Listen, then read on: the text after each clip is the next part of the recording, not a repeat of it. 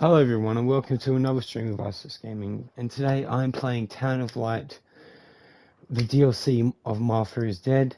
Oh, and let me tell you guys, it's been a while since I played a horror game, and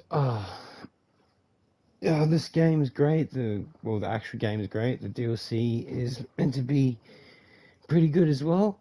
But yeah, the what Martha is Dead is like a psychological horror thriller game, R18 horror game, and yeah, it's really fucked up.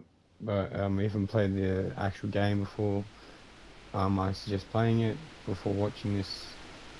If you haven't, if you want to or plan to, if not, enjoy the show, guys. And just a disclaimer before I do my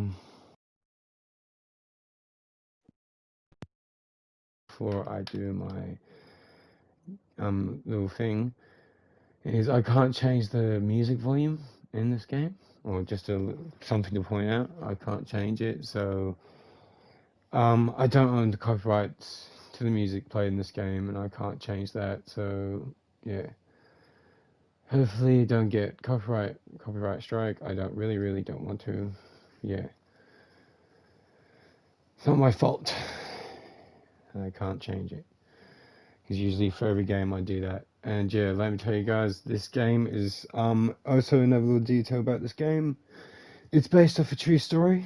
So the DLC, and yeah, it's great. It's a great game, and it's like I said, scary as hell. Really unsettling if you haven't, yeah, I know, seen much horror before. And if you don't like horror or scary stuff or unsettling things, I suggest not watching the stream at all.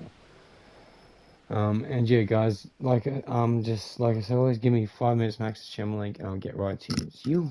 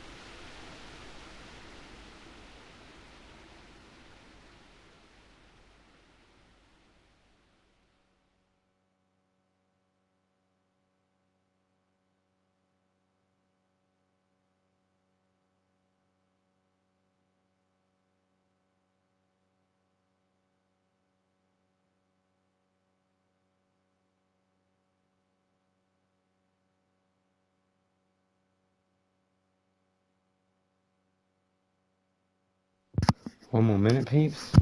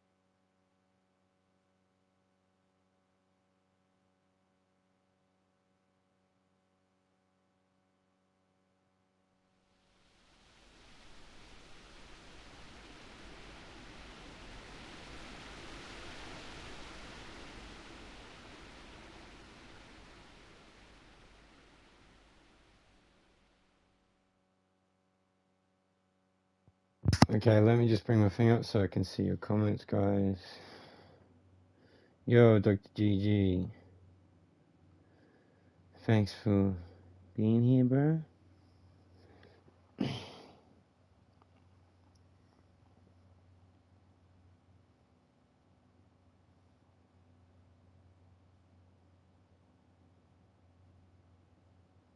least that. Let's go. Yeah, like I said before, I can't change the music in this game or anything, so I just have to deal with it. And yeah, and this game is awesome. It's a horror game, and it's the DLC of Martha is Dead, based off a true story. Can't say much more about it. It's just awesome. If you don't like scary things or unsettling scenes or gory stuff or just anything that's just like, you don't really like and just will set you off, don't watch this stream. Anyway, let's see what this Renee's Diary is. I'll try not to scream too much. What's Renee's Diary? Before we start a new game.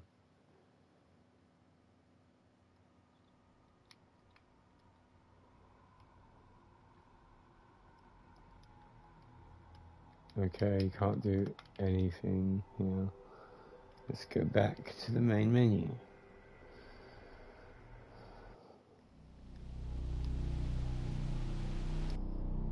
Right, let's start.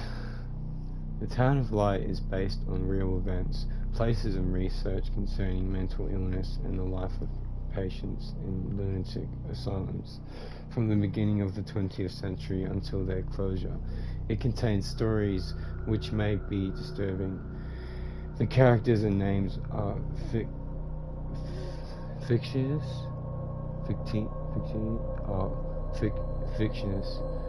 and any reference to people living or dead is purely coincidental. This game uses an artistic interpretation of a former Italian psychiatric institution for dramatic purposes. Please note that mental health services have radically improved around the world. If you think you may have psychological problems, please speak to a local doctor or specialist today. What a message before the game starts. What a message.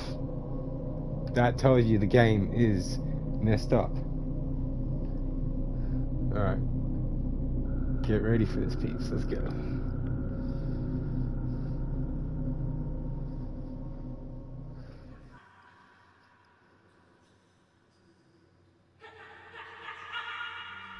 What's happened? What is this place? Maybe I'm dead. I can't see any light. Maybe I am dead. I can't get up. What's going on? What's happening to me? There's no one here, but these noises. Oh, God, my head is killing me. I can't keep my eyes open. reality fades away and my skin has gone.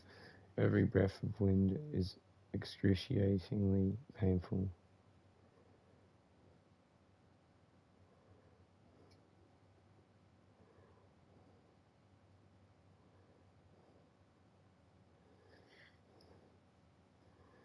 Well, I want to start.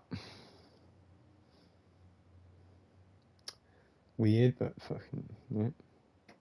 Please wait, okay?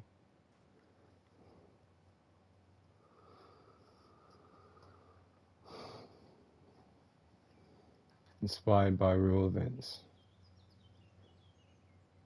Walter Tuscany, 2016.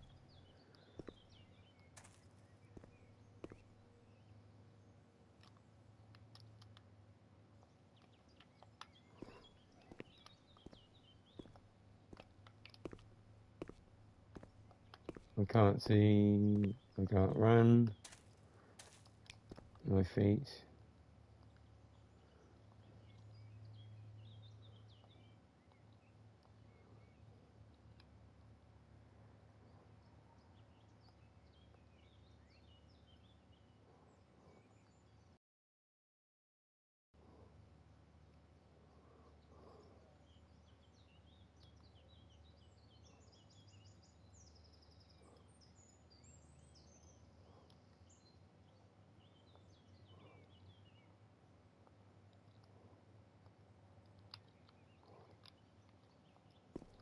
Okay.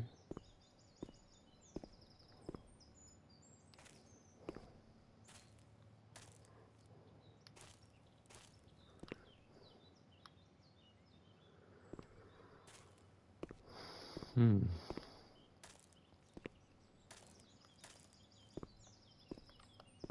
wanna run. Can't.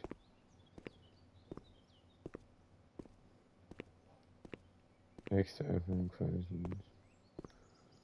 Thanks. Thanks for that. We'll never figure that out.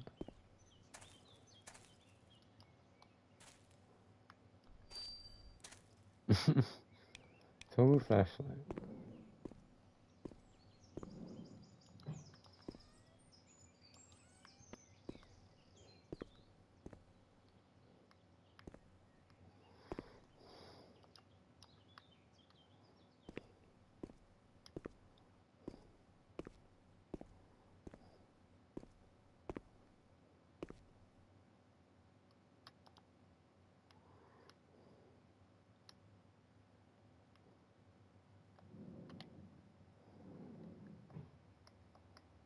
Okay, photo. Another photo. It's photos from the past, I guess. Real photos, or maybe not. Who knows?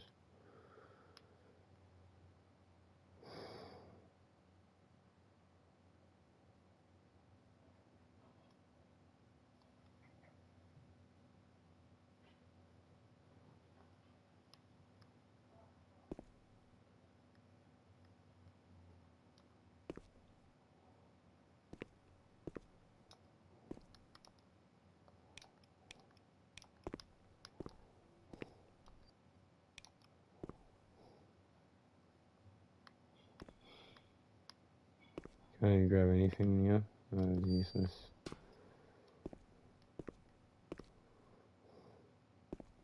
Okay, we looked at the photos.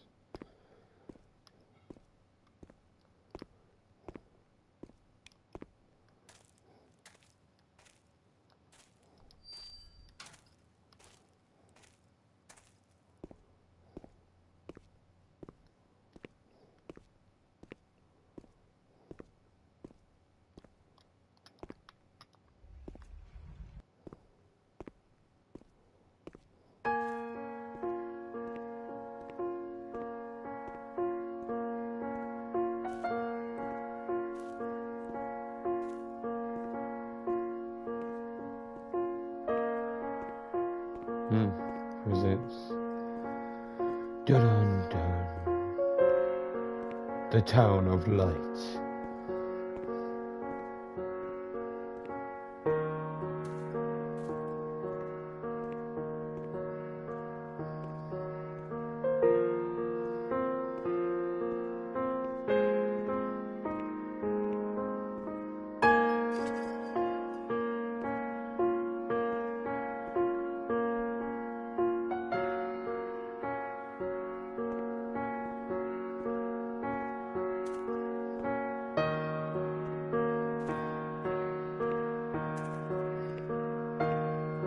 This place.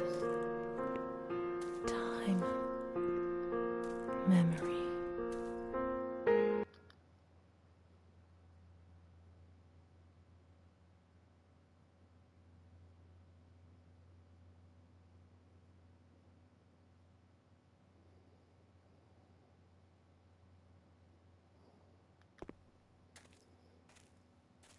Time, memory.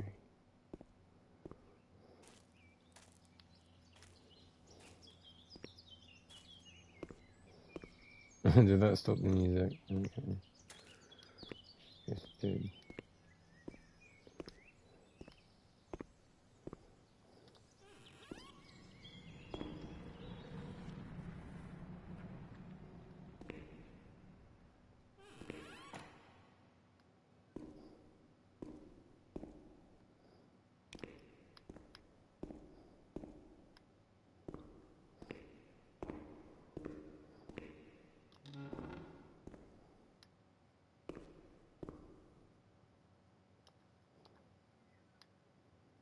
Coins.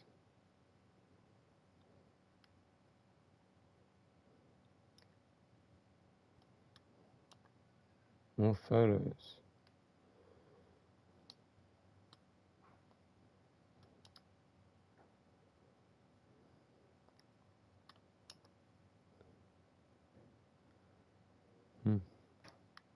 Must be of this place.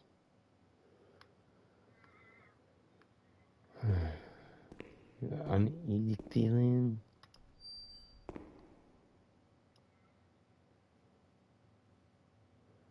Okay. Cycle.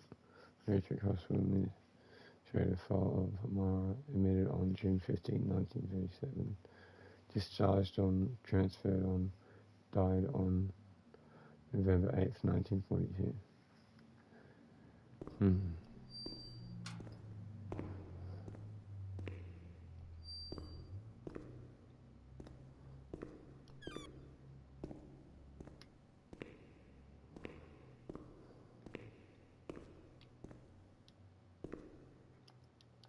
There's so much covers to open.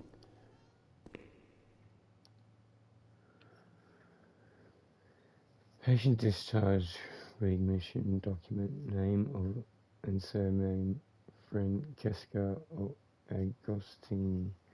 Patient, Iriduno, maternity, Martelli Gino, born in Vallatri, Prov, Roma, on October 13th, 1895. Place of residence, Vallatri, Prov, Roma. Martial status, widow, admitted on May 30, 1916. Diagnosis, early dementia. Referred from Rome Asylum. Transferred to Asylum Observed Rooms.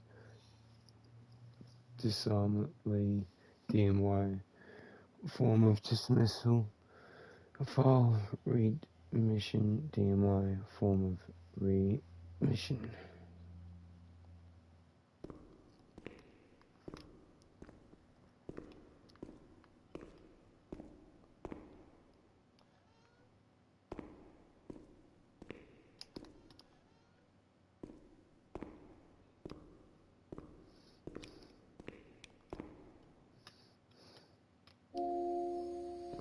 Added to discover the first part of Renee's diary.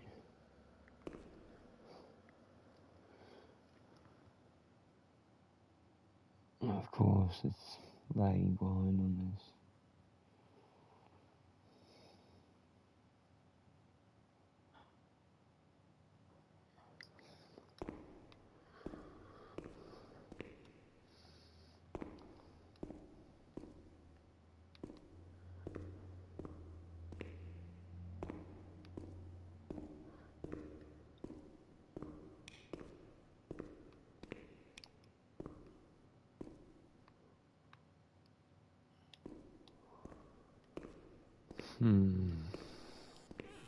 The only thing I remember clearly is Charlotte, my doll.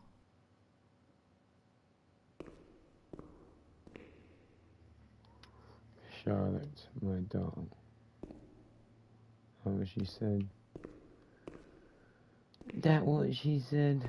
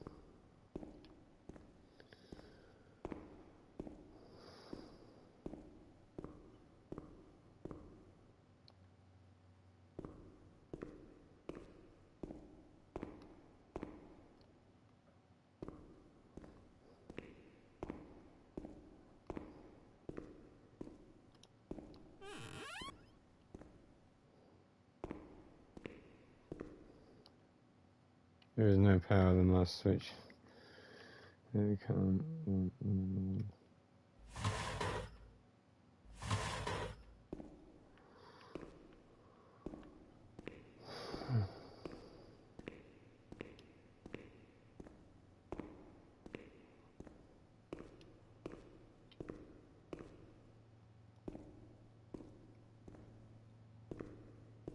Yeah, that's all.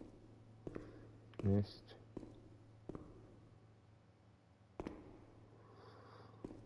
I feel like I should go search this way first.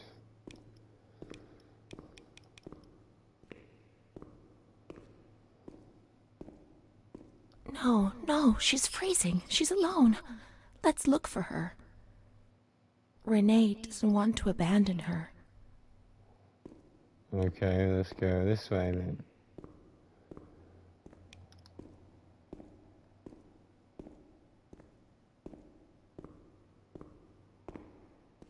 Nobody says we can't. Let's find Charlotte.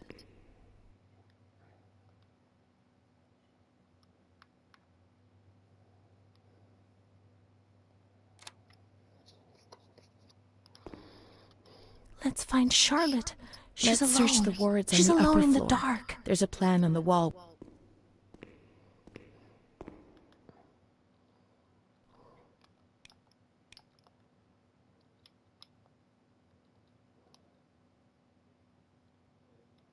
I found the wall which shows their location.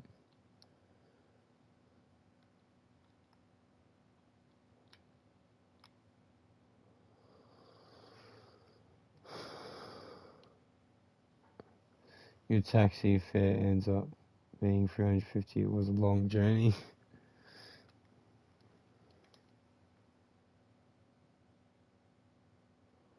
Oh. My memory of those years is hazy. Between the age of about 7 and 10, my memories are disconnected, and I couldn't say how many times and how frequently the light used to come. My mother gave me a doll around that time. Charlotte. Thinking back to it makes me want to laugh. But at the beginning, I remembered that I was afraid of her. I thought she wanted to harm me, to kill me and take my place. But when the light came, she would stay beside me, and her presence.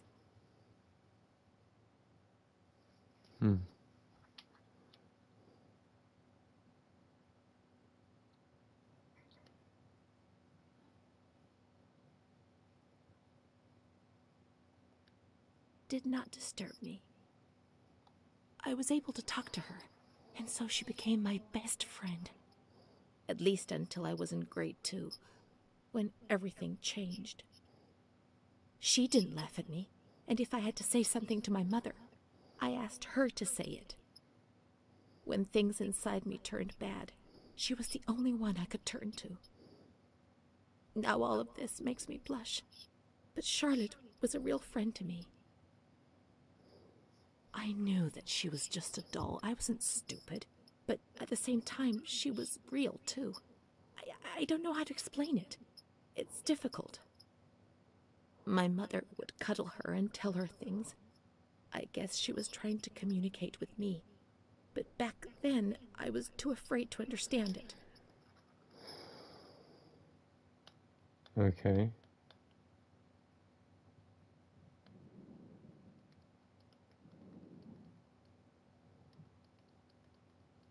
What's this one at the end? Oh, just the back page.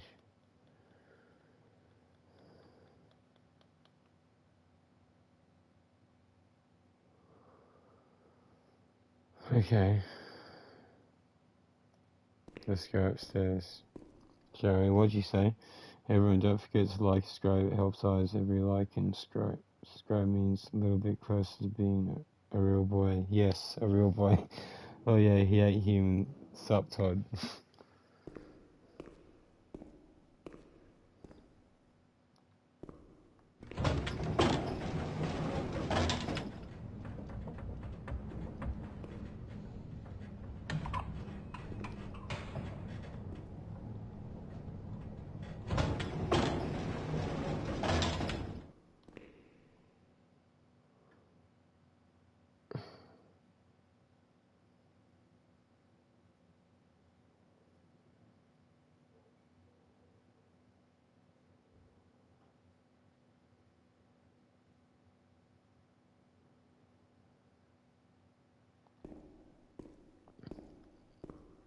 Can I use this now?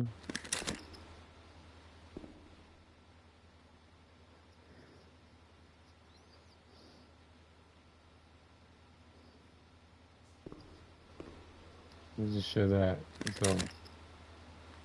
No, it shows different photos as well. So they got really early work tomorrow. I got to go to bed. See you. Latest, Todd. Cheers for dropping in, bro. I appreciate it.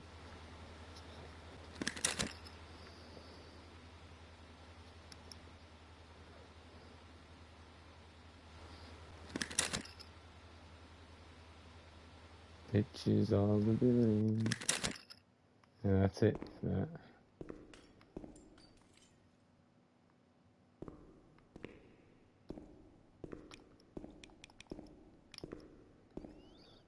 Okay.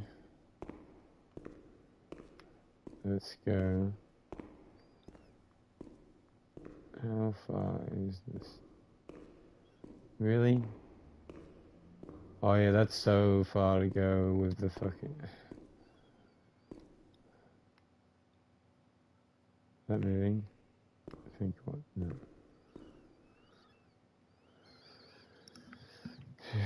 Before I go, I forgot to mention eyes. It's just a pair of... Mention eyes is just a pair of floating eyes and a mouth. Yep. Surgical wards, radiology, semi-urgent ward surgeries, inpatients eye clinic, 10, nothing. Laundry, patient's storeroom, archive, nurse's room.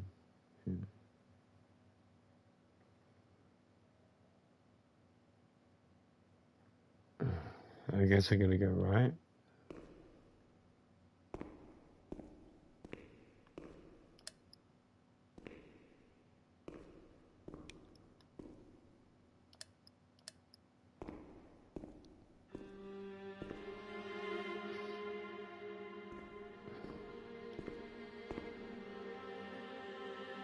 It's the doll.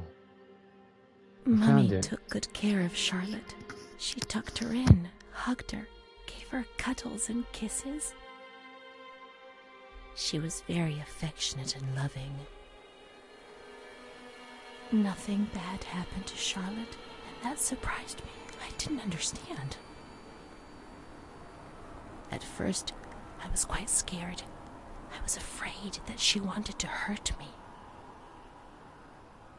I lived in constant fear that Mom would abandon her.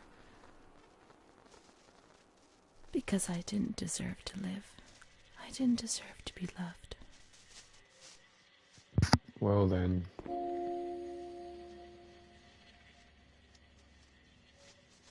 It's cold and it's dark. Look, she's cold. She'll get ill. We can take care of her. Nobody can stop us. Okay, see you, mate. Charlotte is a good girl. New chapter 2. How do I? What do I do with this?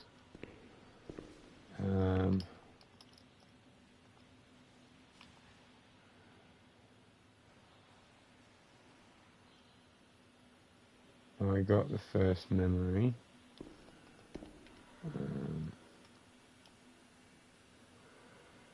Oh, that's unique.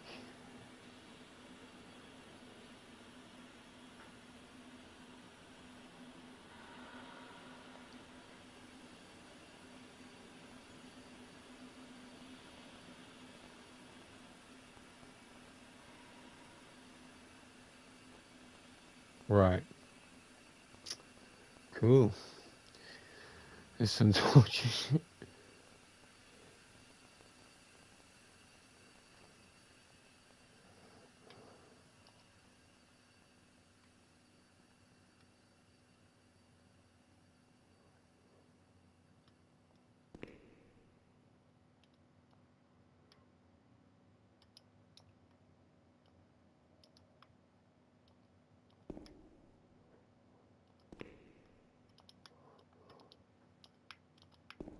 What do I do here?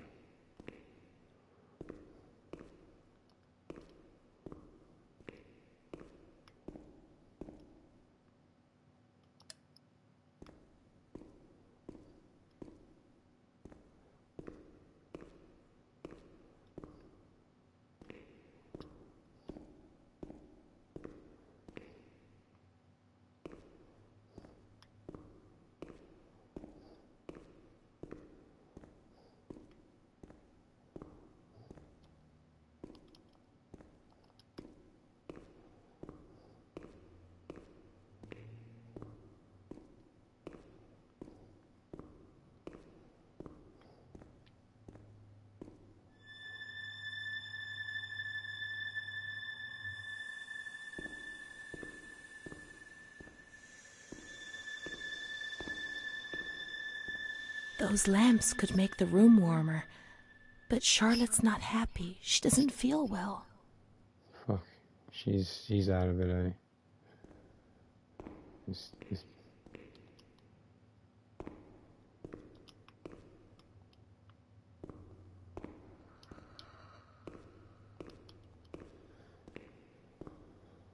what do I do with the dog? Oh, okay, what?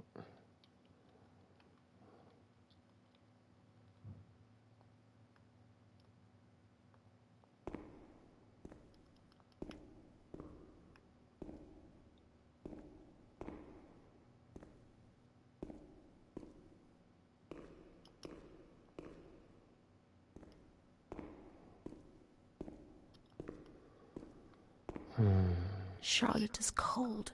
Let's take her somewhere warm. I saw a wheelchair on the ground floor. It's comfortable there, and we can put Charlotte somewhere warm. Okay. Finally, you say something. The fucking doll, how was I supposed to fucking know?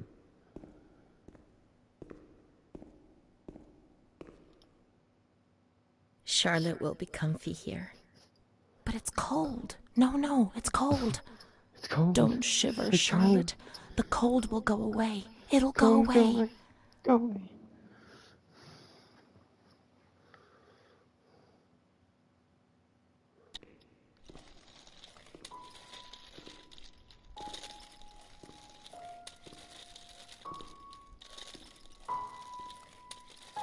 I know exactly where to take her.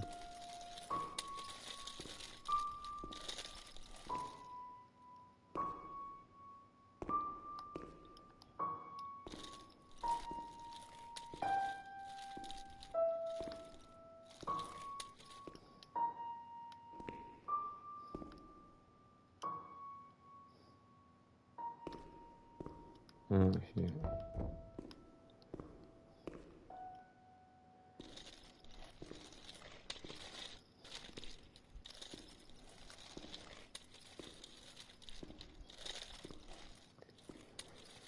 Okay. Is that there? Open the door.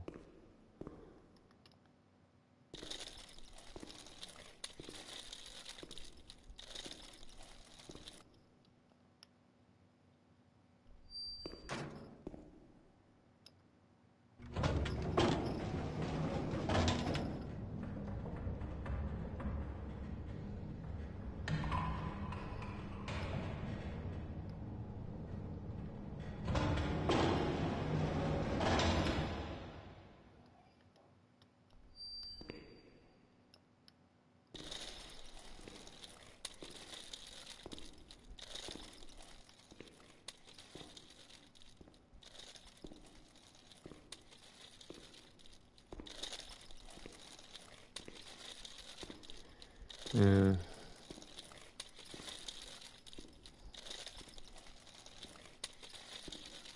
The cold has gone away now. You see? The light, the warmth. We can do it. The cold will go away. It has to. It has to. Now we can enter the ward where everything started. It all began in the observation ward on the ground floor. That's how you get advice.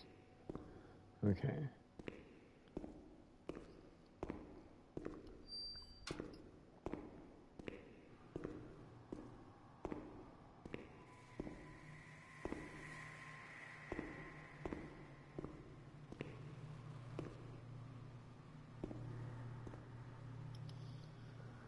Observation Ward 8.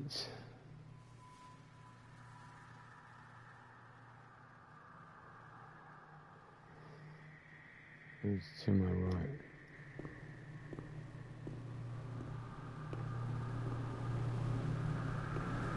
And that noise.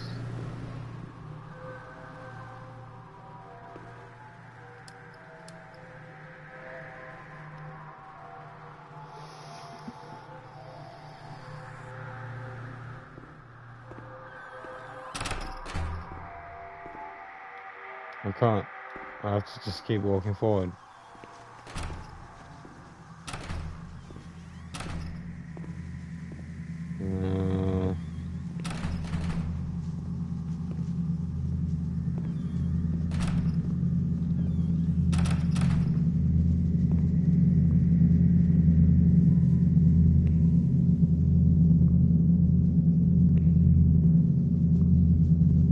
What?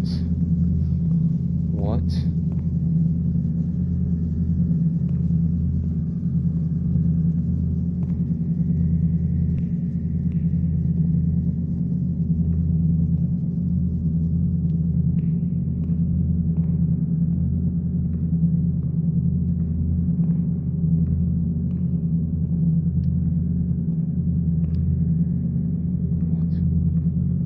Oh, this is trippy.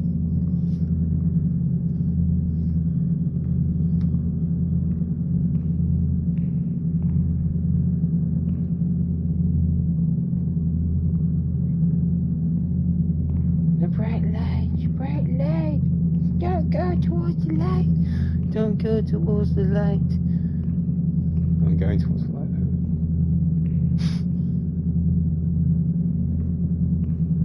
One day I turned off the light, but it didn't go dark. It was a limitless immensity, a blinding, merciless light. I was 16 years old, and I was afraid, always afraid, Always. a fear that wore me down. I needed help, but I couldn't speak. I was terrified of everything, even thinking. They said they were taking me to a place where the fear would go away, where I would get better. I stopped living in there. They dragged me away and stripped off all my clothes, everything. I tried to explain what was going on in my head. They tied me to the bed for days. I was alone with my nightmares. It wasn't fear anymore. It was madness. And when you're mad, you cease to exist.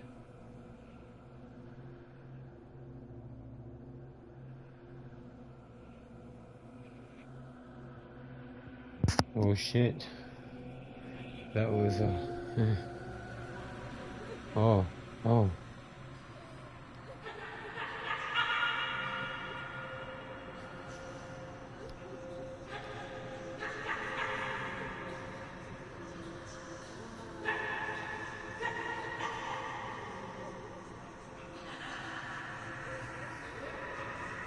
She was my only hope in this hell.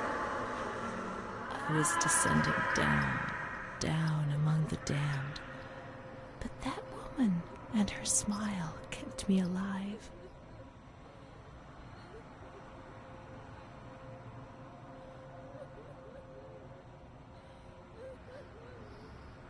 Right.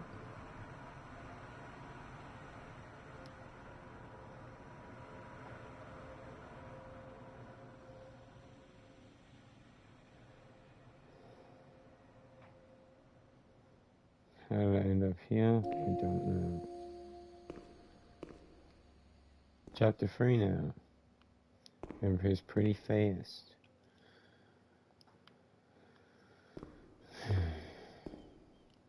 The door is locked from the outside. Here the doors can only be locked and unlocked from the outside.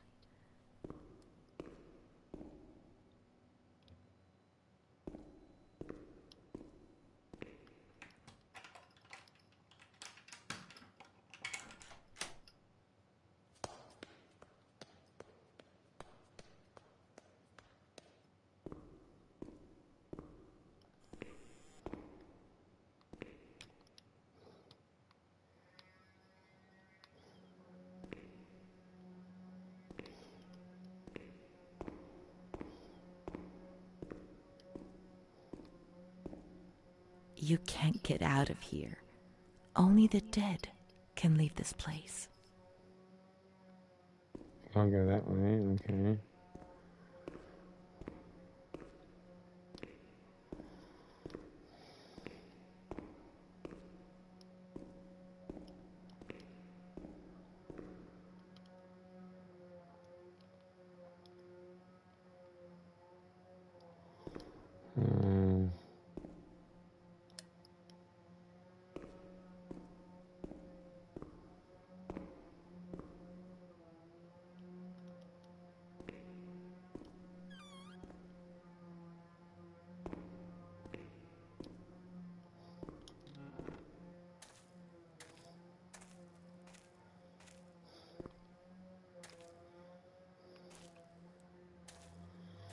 Nothing there.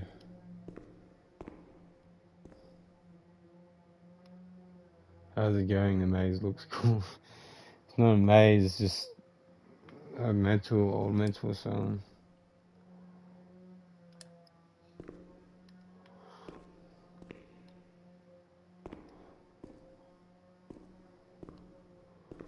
Going through.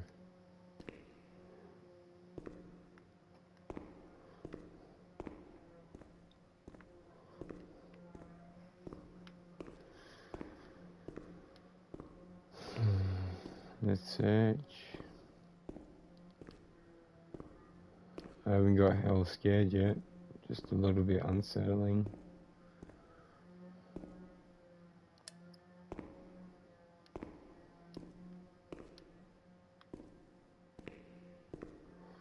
Okay.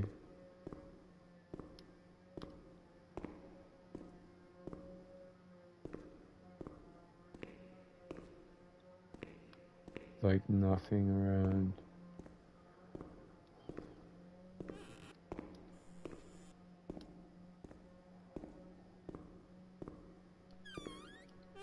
It's a maze.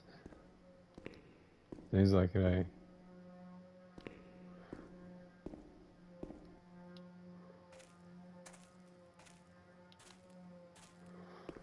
I guess I go back.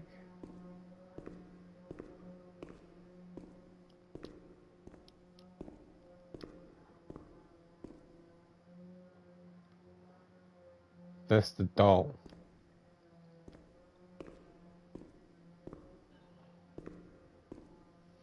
The doll's like alive or some shit.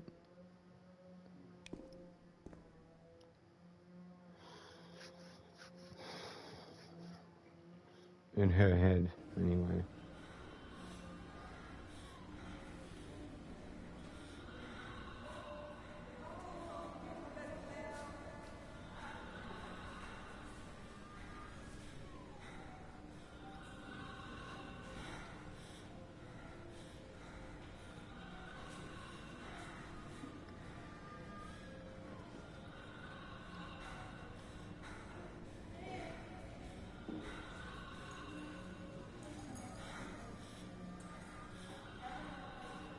This madness.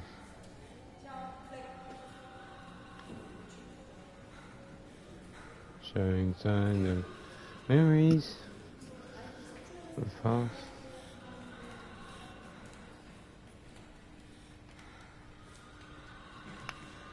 Oh, I can move. I can move. Oh.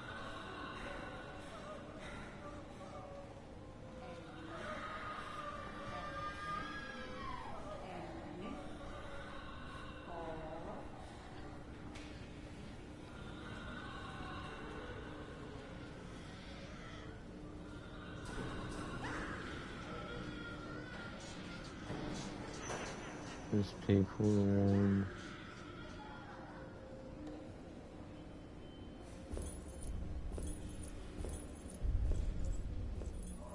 Cool.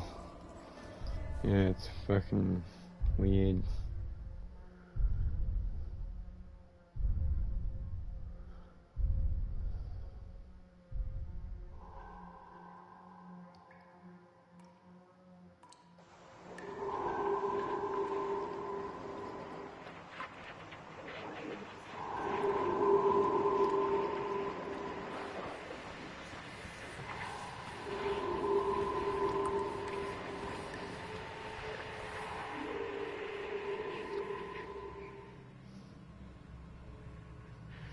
He laughed, panted, and slobbered all over me. It hurt me when he touched me. I thought I'd suddenly split open with a loud crack, and I would be shattered into pieces. I felt fragile, sick, dirty, degraded. All I could do was clutch Charlotte tightly while Renee obeyed. He was the master in the realm of light. I was being consumed by the evil act I had committed. I threw up and could feel hell getting closer and closer. Those tests the doctors did to me. They said there was something growing inside, and they wanted to drag it out of me.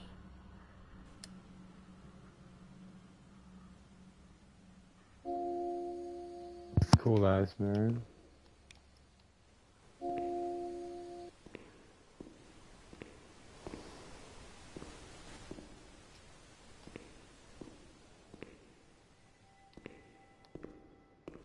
There's nothing back down this way at all.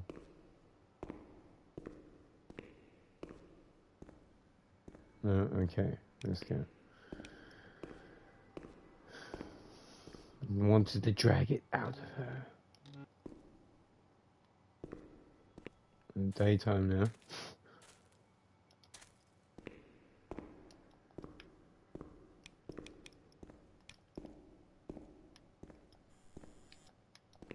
I can look through this area now.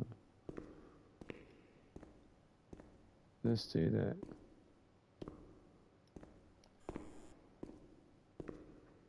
I kind of like the cutscenes, but don't. Yeah, it is DLC. It's not like the main game.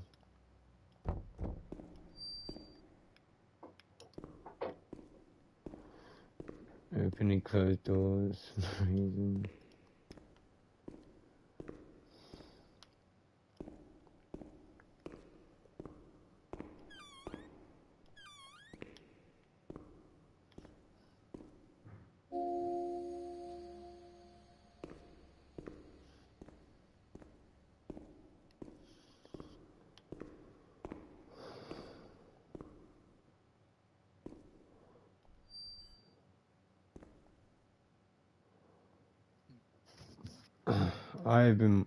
Dude, director, I've been working at this institution for 5 years now. I'm a simple person, I'm not educated, and I feel embarrassed about writing to you. I always try to look on the bright side. Sometimes we are called upon to do difficult things.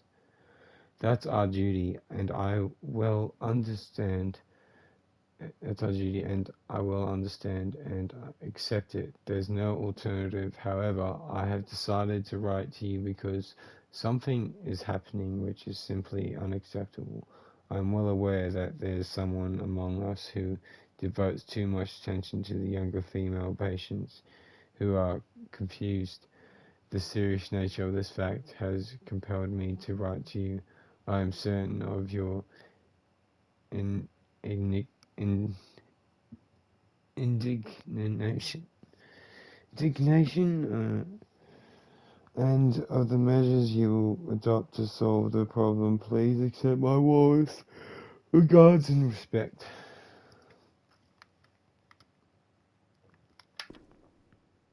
I don't know if that was meant to be locked, but it wasn't.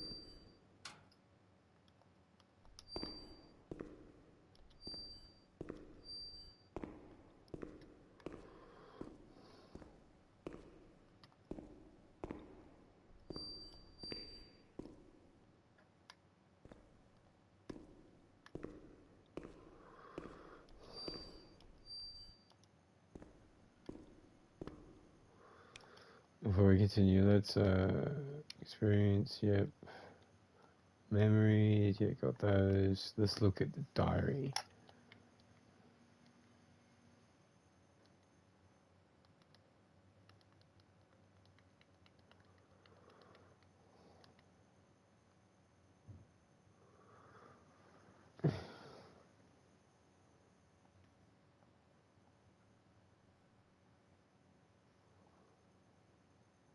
Come on, do your thing. Say the shit. I know. Read it.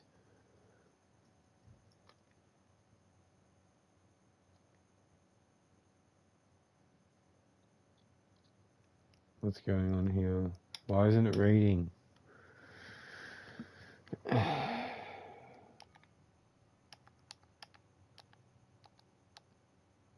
He felt accused, hurt. I chased him away.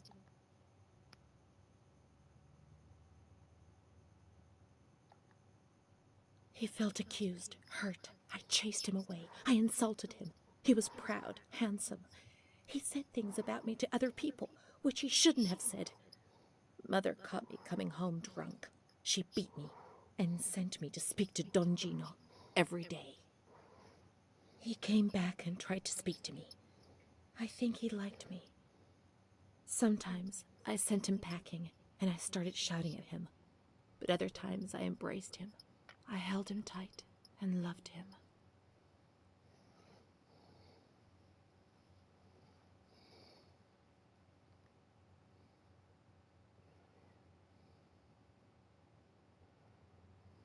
But he couldn't bind himself to me. I was 16 and ill. I had no future. I didn't get out of bed for weeks. Then I did things I was ashamed of. I slept with men.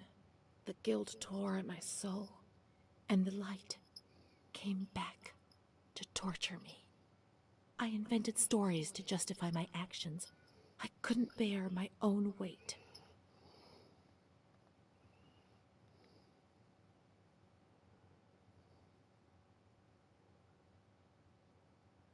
Mom found out about it. Her voice split my head. I pushed her away because I was afraid of dying, and I shouted to the whole world what was happening to me, and that I didn't understand. The police arrived, and they carted me away. I remember the onlookers shaking their heads. They would be better off without me, cleansed of shame, with something to talk about for a while.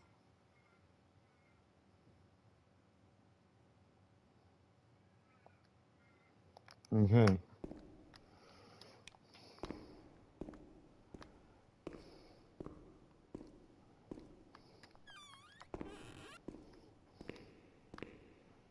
Beds. Fool.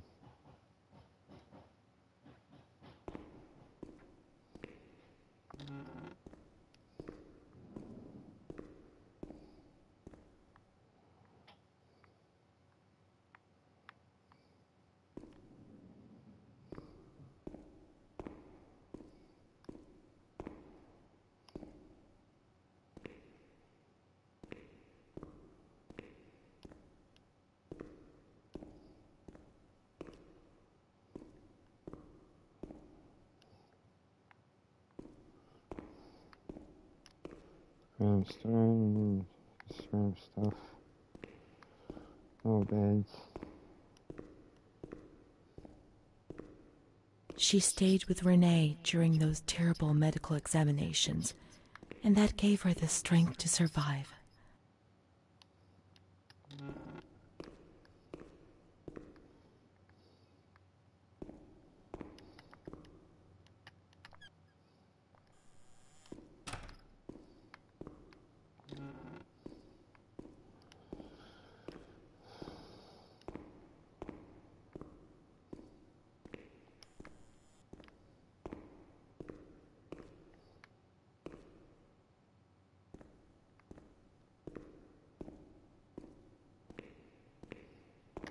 They went to the gynecology ward on the upper floor.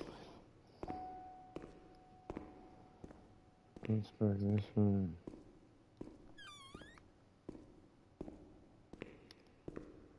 Nothing.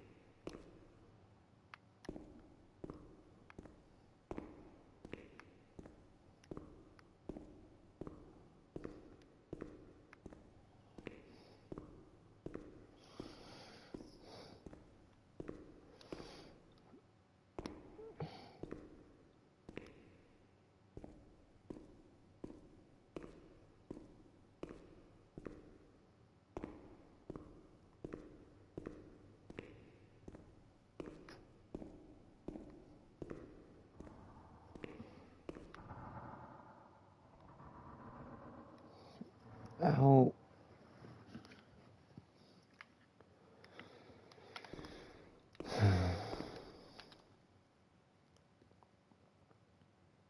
Fool.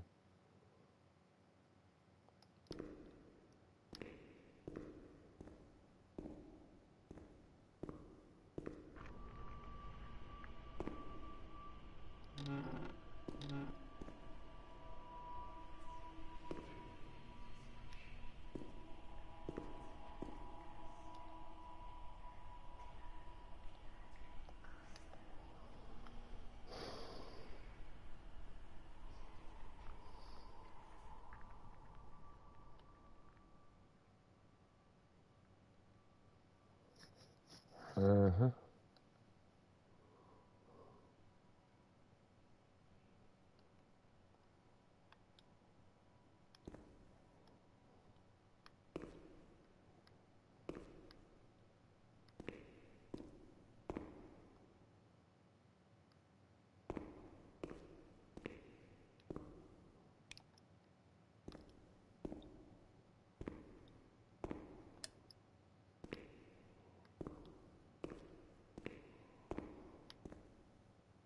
August 21st, 1938. Confidential. Dear A, I know what you think about these things, so I'm referring a patient to you, Renee T. This wretched girl got out of control and caused trouble in the grounds. She's almost 3 months pregnant. The nurses should be more alert. I'm examining the girl on the 28th. I'll handle things very carefully, don't worry. We don't want to make matters worse. Then they said that Renee was crazy, and that the illness was all in her head. Careful, little girl, careful. I was scared, and I didn't talk to anyone about the illness. Only her. Not even the other doctor. He never touched Renee. He just wrote things down. You can tell me everything. Don't be afraid, he said. Everything's going to be fine. Do you want to know what I am writing? I note down what I observe in you, everything I see. He didn't hate Renee. He tried to help her, but he rarely examined her in those small surgeries.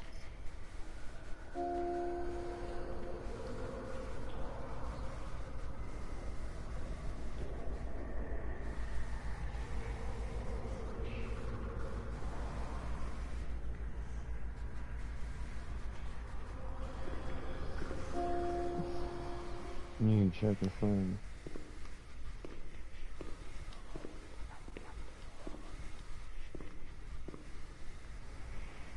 The doctor who wrote things down was in Surgery C.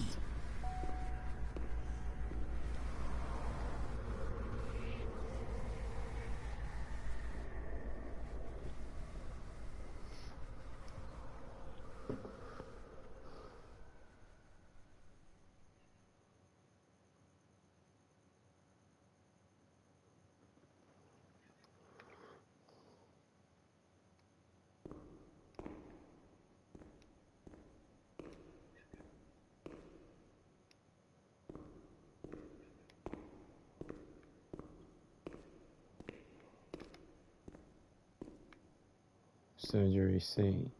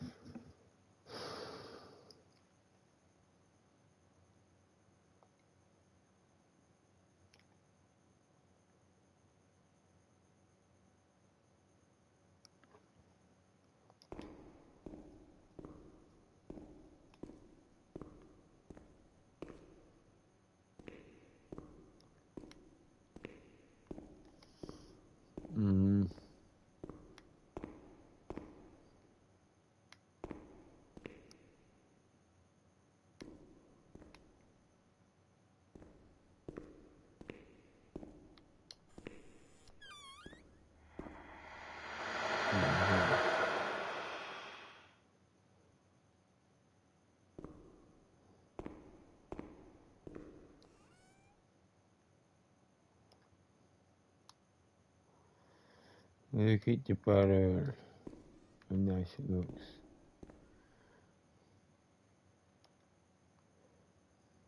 Oh yeah.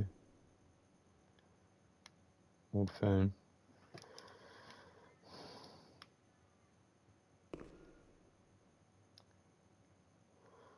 Old syringe. Book.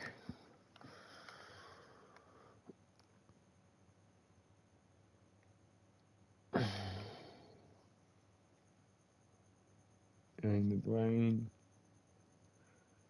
Another thing.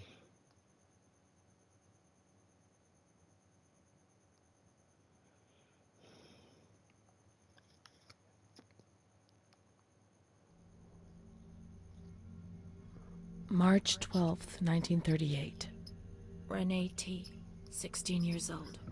Menstruation at age 12. Housewife. Father unknown. Mother a seamstress. Admitted in observation yesterday morning from Pontedera, accompanied by a police officer authorized by the examining magistrate of the Court of Pisa to be admitted for a psychiatric evaluation, which I have carried out. Medical certificate. Mental illness preceded by warning signs. Has suffered from depression for a year, believing she had tuberculosis. Food deprivation. We can't read this document. It is forbidden. We mustn't. If they find out, there will be trouble. Well, this is interesting. It talks about Renee, it talks about you, so we have to read it. Don't be scared, nothing will happen. That's true, we should read it.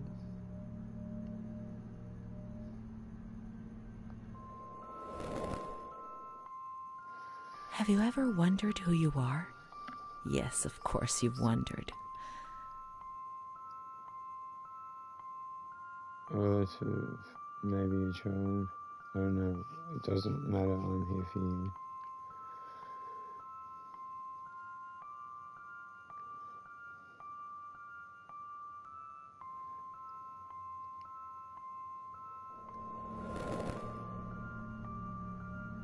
I never had children. I don't think. Let's read it. I must understand. I must remember.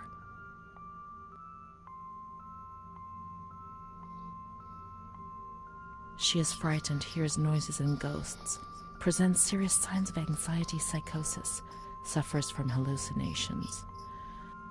She is anxious, confused, her expression is distressed, a questioning look as if terrified, disoriented.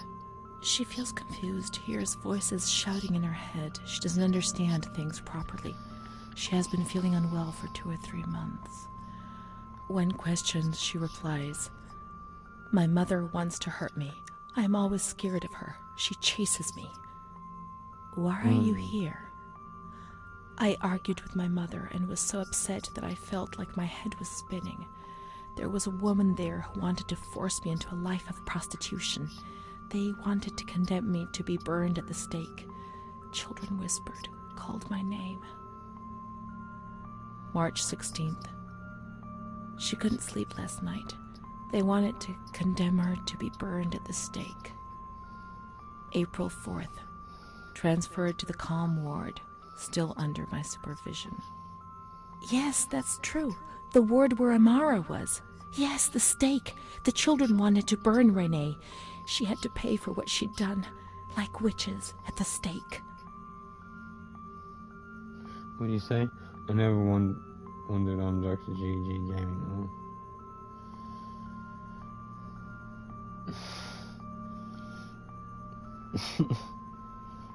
Was this what frightened you? They were just hallucinations. What had you done to deserve it to be punished?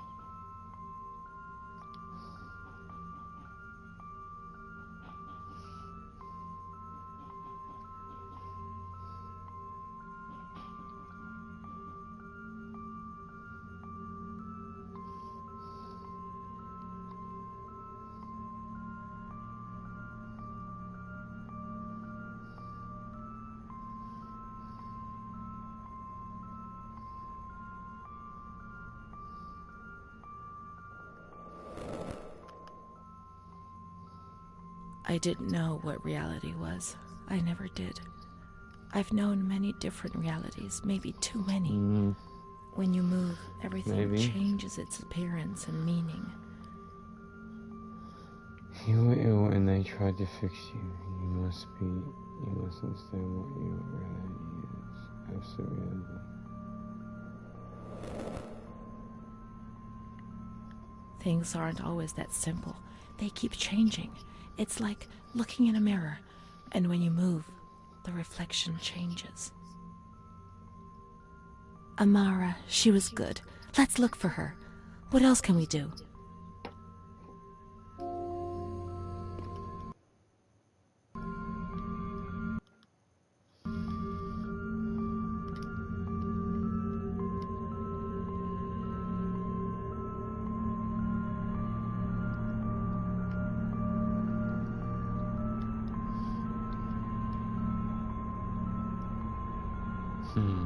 I don't know. But I chose the right path then.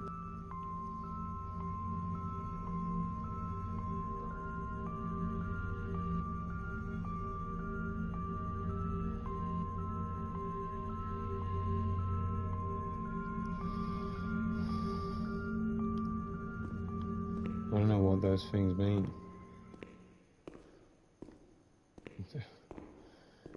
She's a whole fucked up thing. Right? Did she have a kid, or because I know she got raped? Did she? Is this a relative of hers? Trying to figure out what happened to her. Is this an investigator? Some random. The grounds at the back of the hospital, and then down to the kitchens.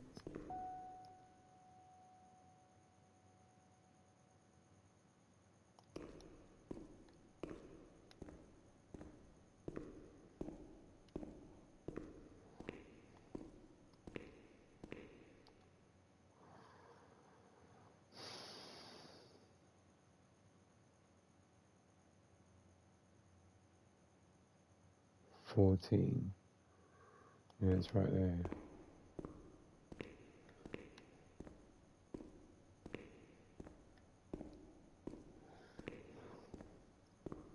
This is the road we used to take.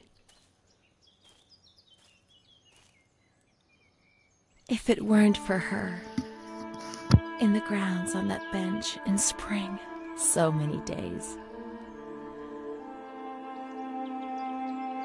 It was an escape, watching nature around us as she talked and smiled. And then there were the kitchens. Sometimes we stole food and ran back to the bench to eat it in secret, and we laughed.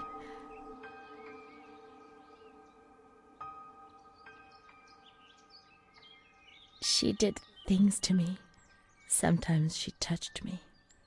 In the shower, I felt her body against mine for the first time.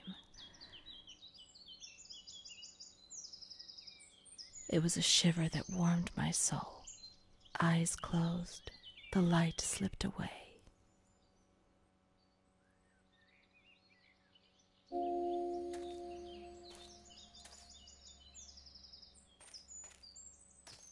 She wasn't in the system. He wouldn't let her in. That's it. She must be the key to my memories, to the reasons why. Nature helped me to forget, to escape from the system.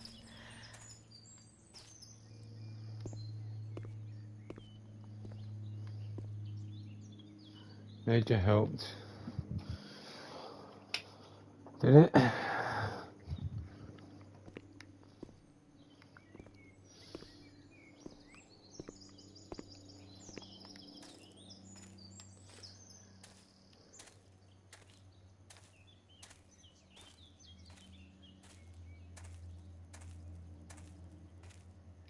Let's look for Amara in the kitchens in the basement of the building, behind the greenhouse. Behind the greenhouse. I'm just looking for around here at the moment. There's nothing back here. Okay. Well, I think it's not one of those games you can find extra stuff. It's basically one-way path, just like the other one was. Why is it falling behind again?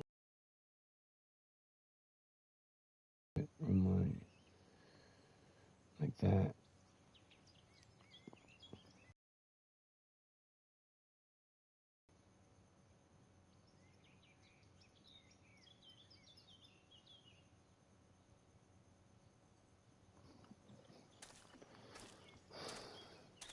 It's not loading good.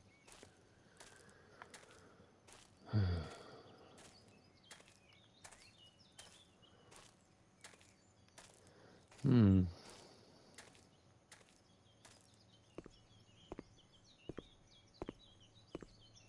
The scent of spring. The land of light was far away, and we spent the days chatting on the stone benches.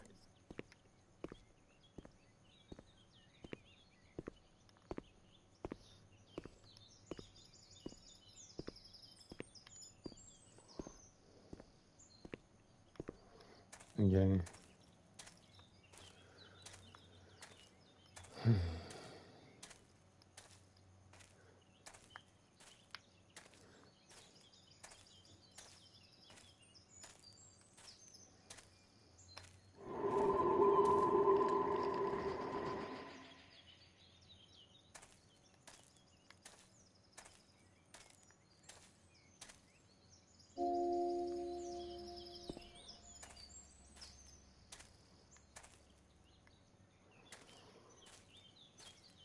There's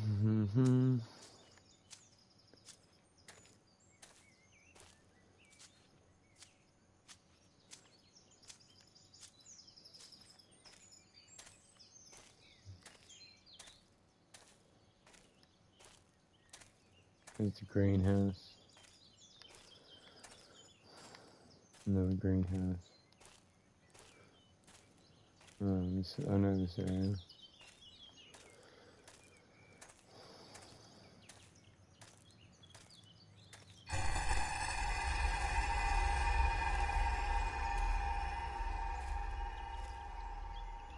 The greenhouse.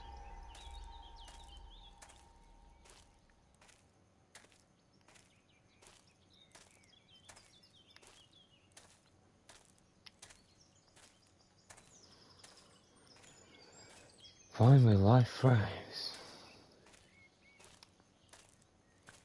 Flashes of memories.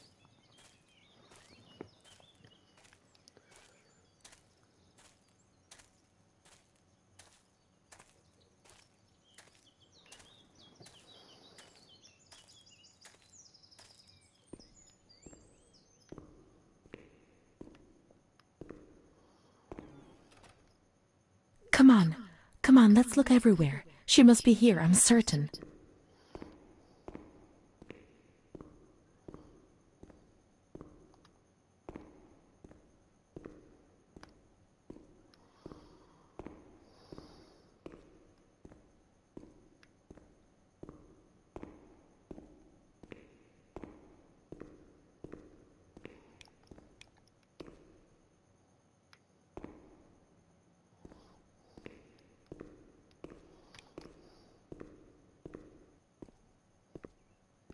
She must be here, she's certain.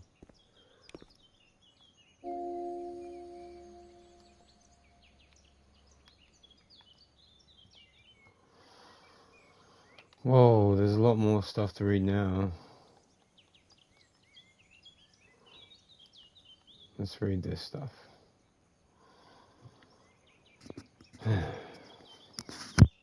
I no longer considered my body as something disgusting and ill. Far from it.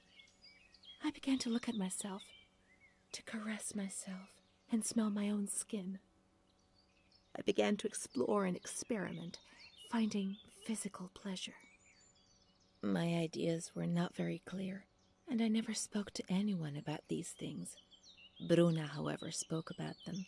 She boasted about her love stories and her young men. To my eyes, she was very lucky, always being wooed.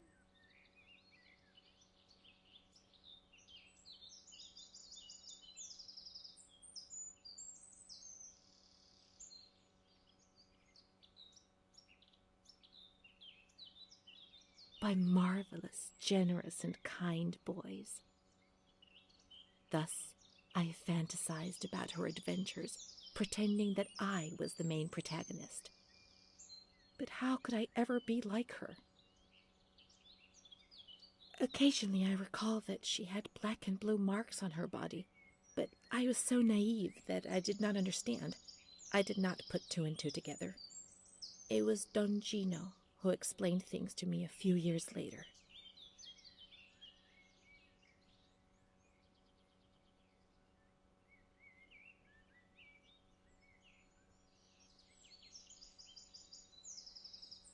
He told me about Bruna's father and brother, but I was already very ill. The light had returned, and that thing made me suffer even more. It was my world, and it was crumbling. When I spoke to Bruna about it, she turned her head away and was silent for a long time.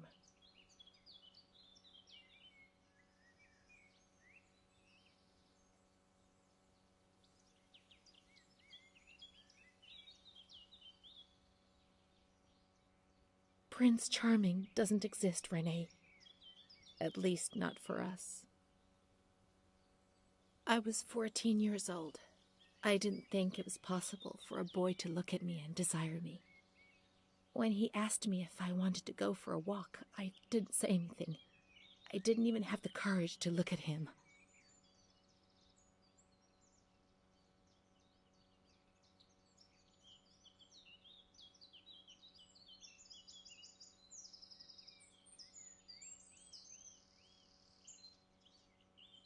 Things improved for a number of years. Then, suddenly, everything came crashing down. One evening I came home drunk, and the following morning a terrible crisis overcame me, all of a sudden. What had I done? I was terrified. I thought I'd lost my sight. The light burned my eyes from inside. The memories of the previous day emerged in bursts, images, flashes, which unleashed something monstrous inside me. Repetition of words was no longer sufficient. Now there was a voice in my head which repeated them louder than I did, and they were words of accusation and blame. So I covered my ears and shouted and hit my head against the wall and threw up.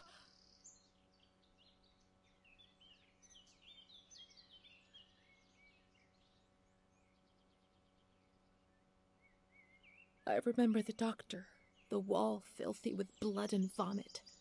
My mother wasn't looking at me. Bruna was crying but trying to hide it. Charlotte was beside me. I never told anyone what had happened. He came to visit me, but I refused to see him. I became agitated. I think he liked me, even though things turned out badly. In that period, I began to suffer from memory loss. The few things I learned didn't please me at all. He told me that I was looking for him. It was all my fault. Bruna told me that sometimes I got drunk. People in the village gossiped about me. Sometimes I was covered in black and blue marks. I didn't realize what was happening to me, what I was doing. I was no longer in control of my life. From my little corner.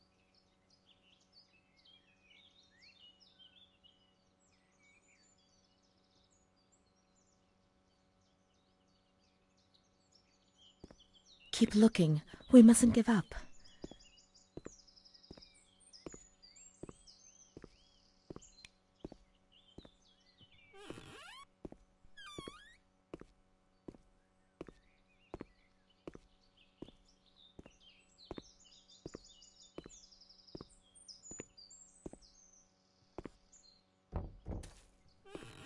Where could she be? We've got to talk to her. Everything will be all right. But being here now, I don't like it. Come on, let's look for her, quickly.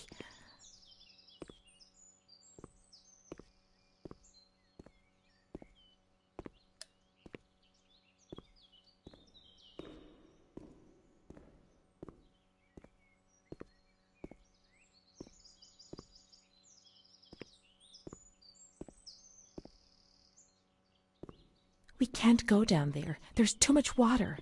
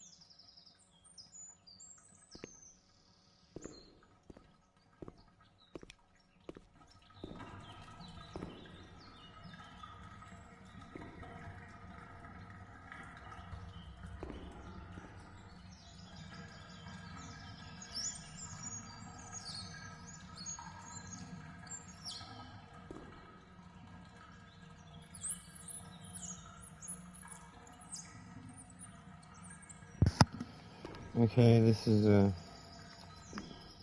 annoying. I didn't even remember my music. Come on, man.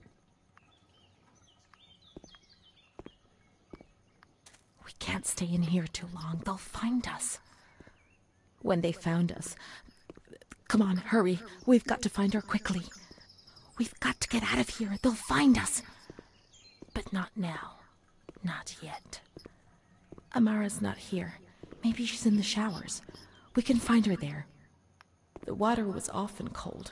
When it was cold, we ran away. But when it was hot, then she came to Renee under that cruel white light. I can still feel the shivers her body gave me.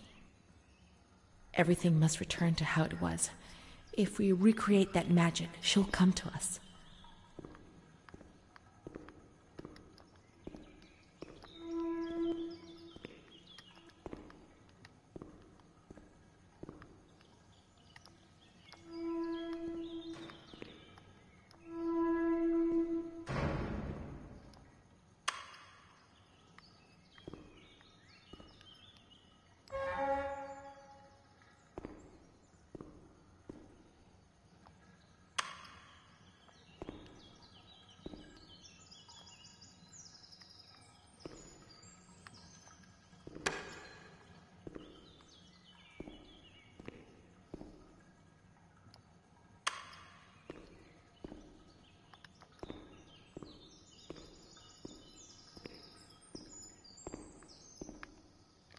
Now we have water. We must switch the boiler on.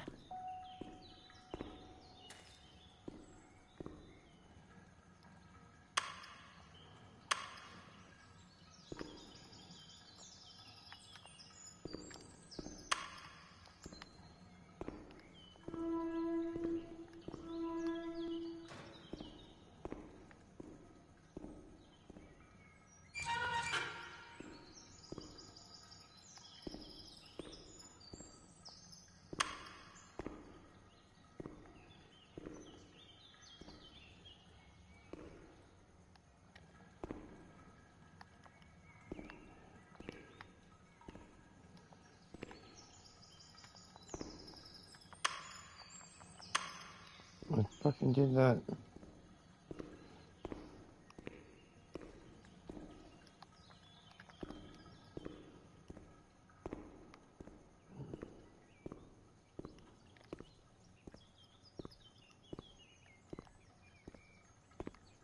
Right, fucking.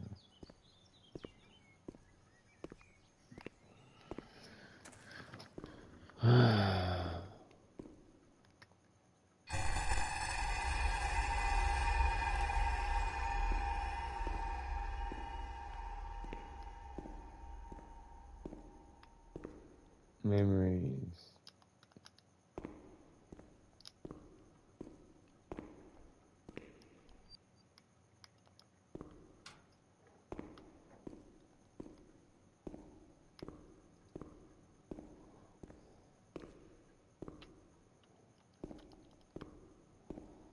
Anything with these? Nothing.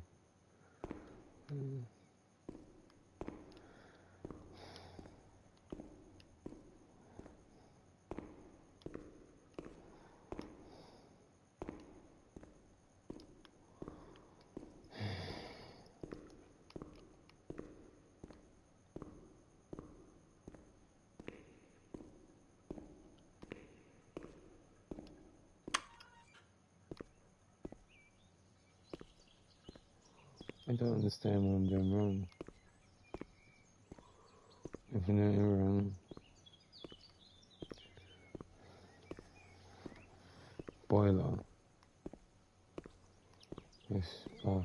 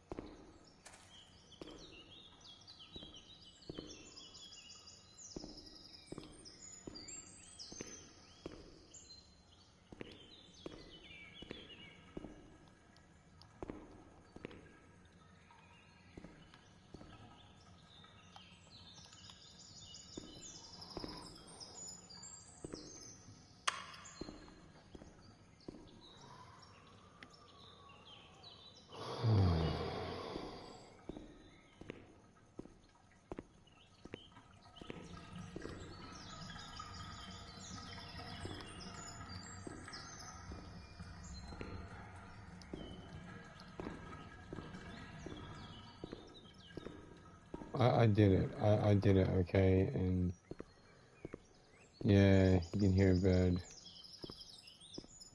I'm gonna try and leave.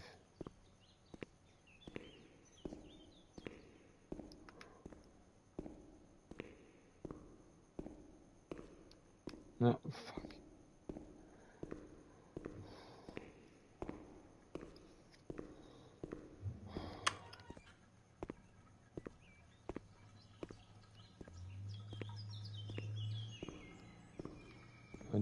I switched.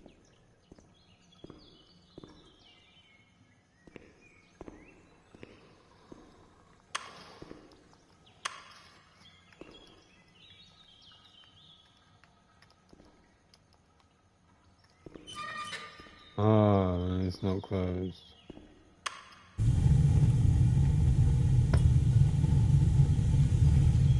Now everything is ready. We can go to the bathrooms. We can go along that narrow corridor in the kitchens. We'll meet her in the showers, yes. Now everything is ready. We can go to the bathrooms. We can go along that narrow corridor in the kitchens. We'll meet her in the showers, yes.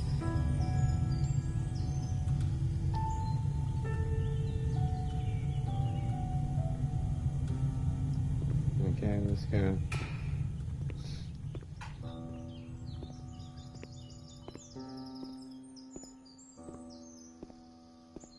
Yes, we can do it, yes. Oh.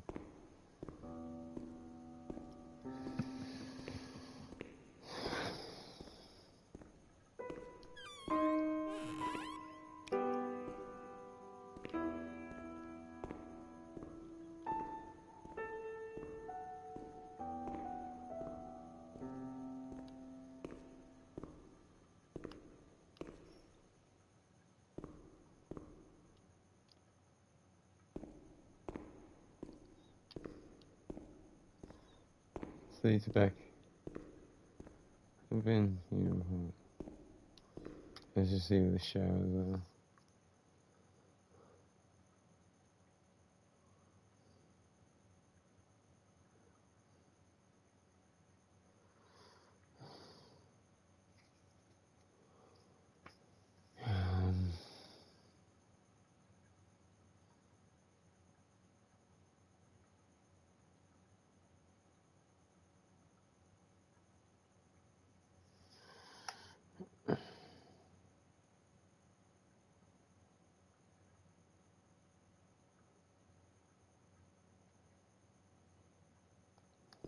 Is it? Is the toilets?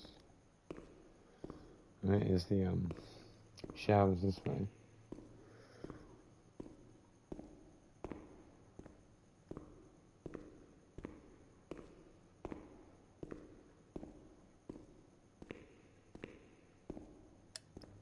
Everything's ready. Let's get undressed and leave our clothes on the hooks in the changing rooms.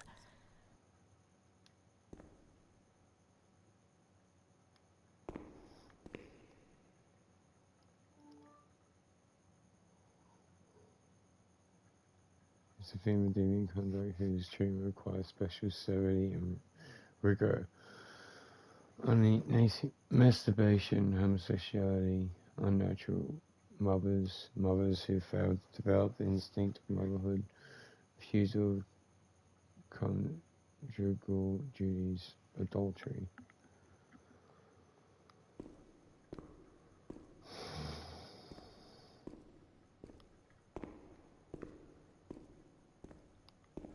Oh, you showering all this crap.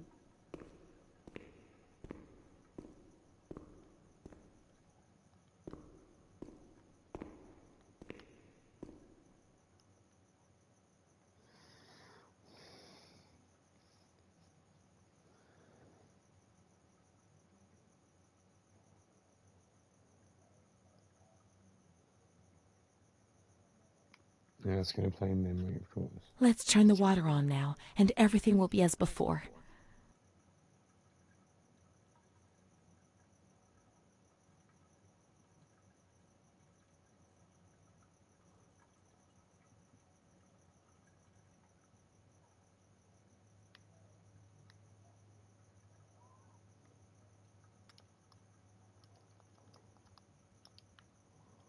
Water? No. Where's the water thing?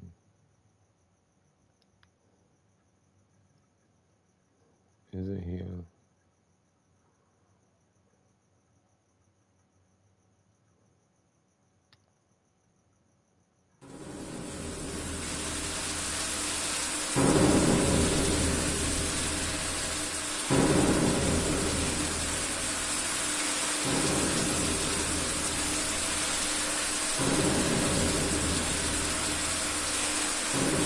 My big woman.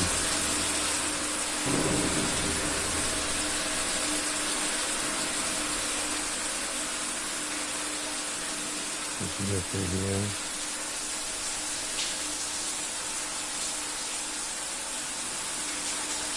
Yeah. Who knows? Alright.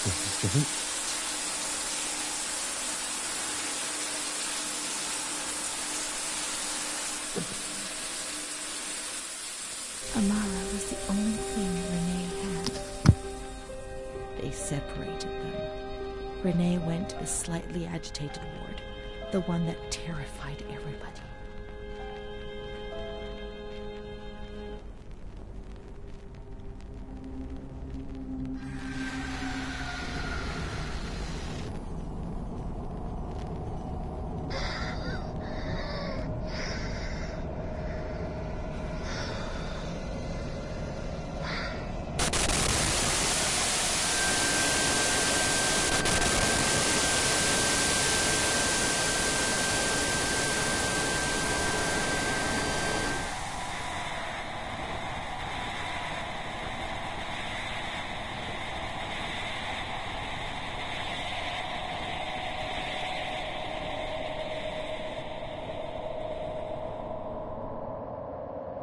Those injections were a torture, the just punishment for what I was doing. And what about her? Who knows where Amara was? They had taken me upstairs into the ward where no one wanted to go. How long have we been on a bit? Chapter 8. Let's see if I can finish this in one go, shall we? Why the hell not? Let's look for Renee's room in the slightly agitated ward.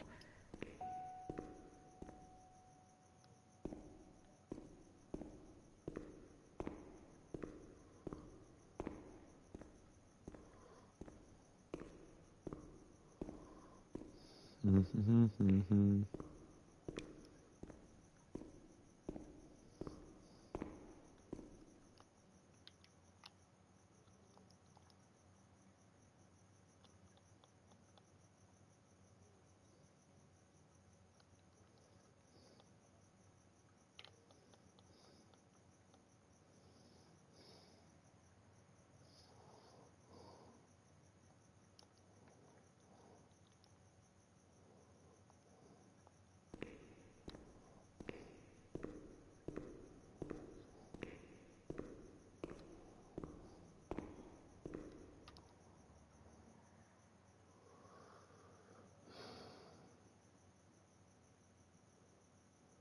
6.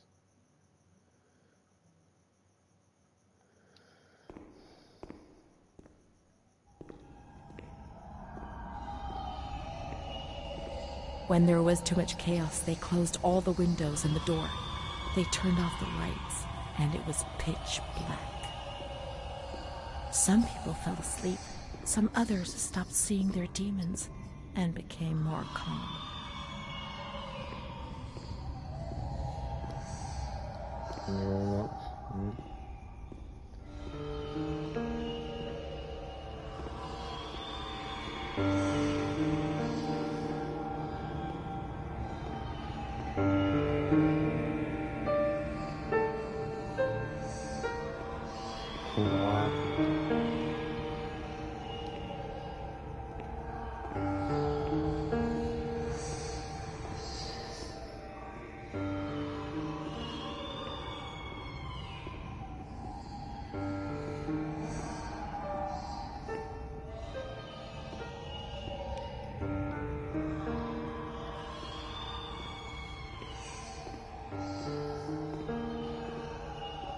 Fucking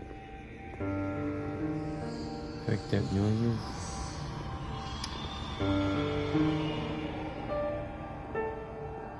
It's like piano sound.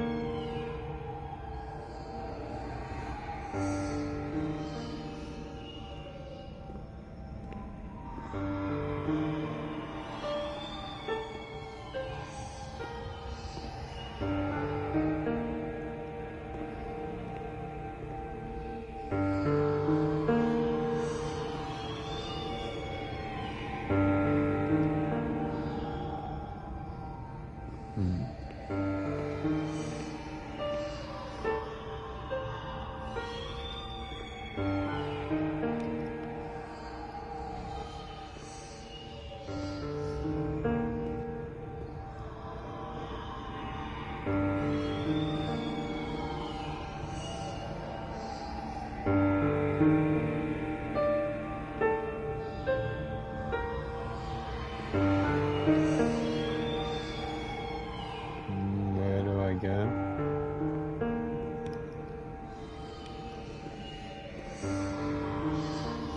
Maze room.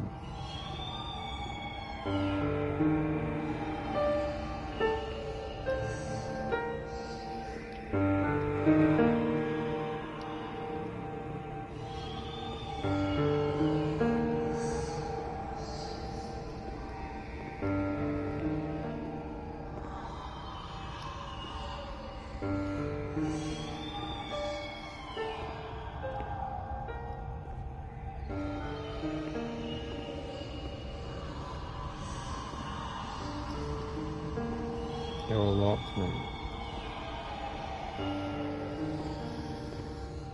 The other one's not locked as this one, man. Seems to be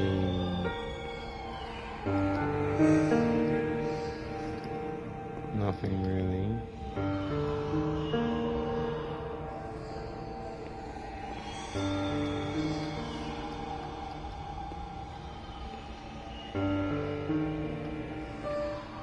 Most of them are locked from the outside. It would really help me if I had a key or something.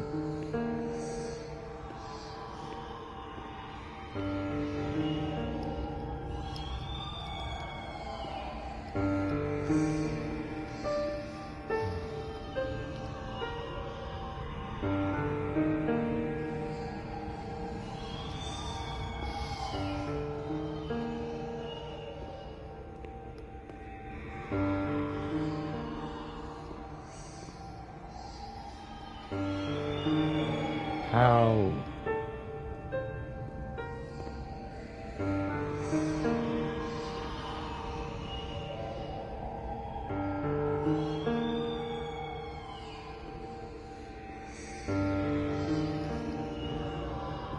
So I don't know. I should hear everything Montefoscoli, December 20th, 1941. Dear Director, could you please let me know how my daughter, your patient Renee T., is getting along? I've written to my daughter several times, but have received no reply. I'm very worried, particularly as I've been ill for some time and have not been well enough to come and visit her. Please kindly let me know when it will be possible for me to bring my daughter home. Your humble servant, Ada T. Bring this letter to the attention of Dr. C so he can assess the potential discharge of the patient.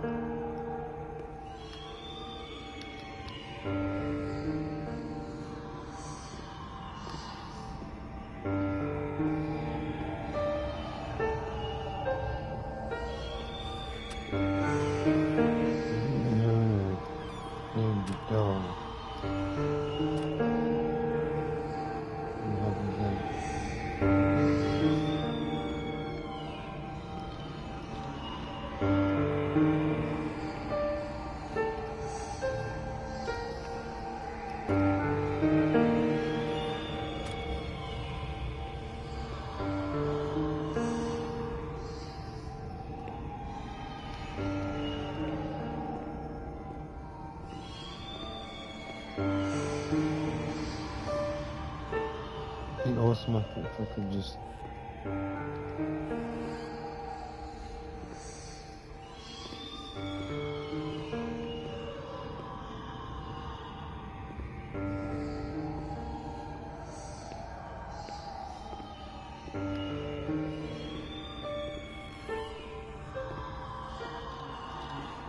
I think I got it. I don't know how I get to the right.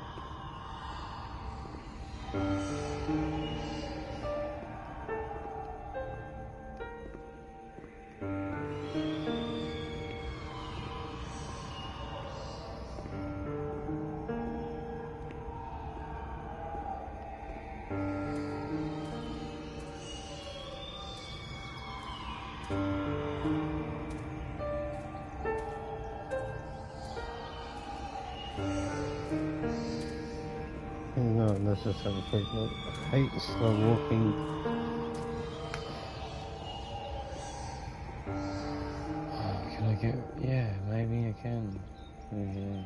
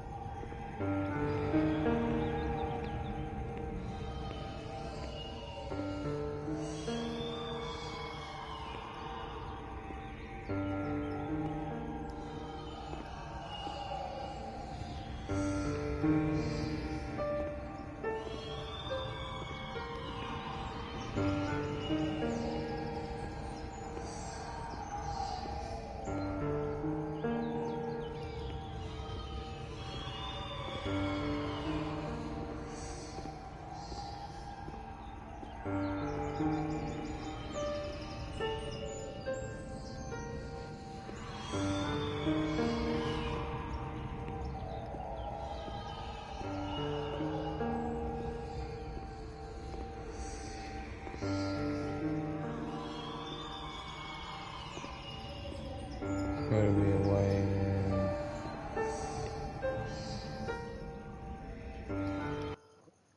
walk the plank.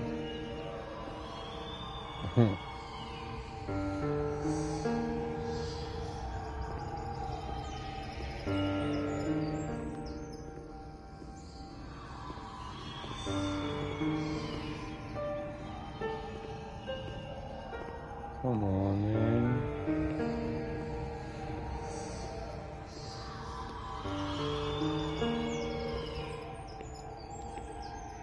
This is bullshit.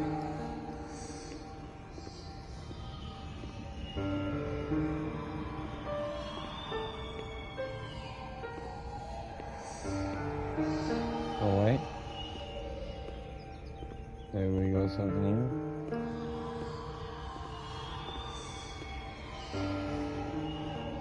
Oh yeah, that's the other side of that.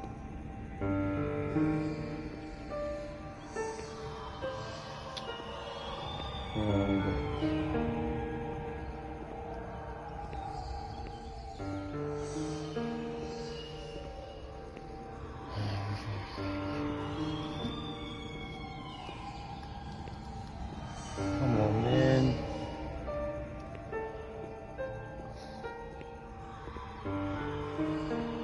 Yep.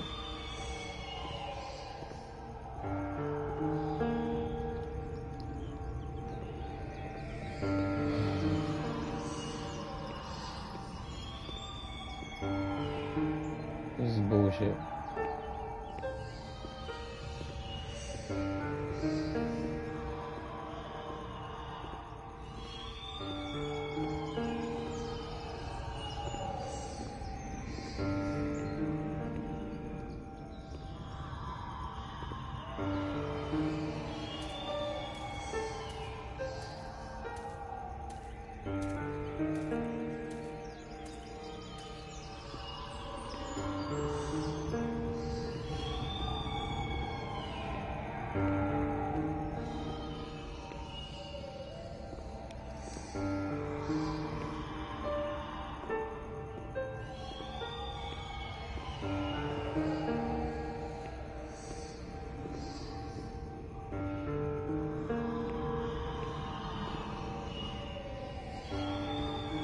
good. WG. What does WG mean?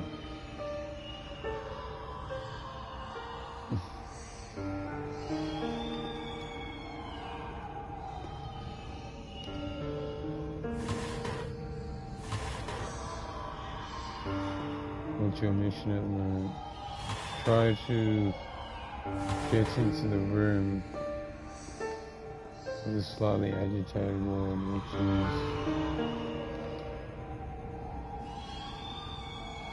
is semi-agitated ward, which is this way, right? And all the doors are locked.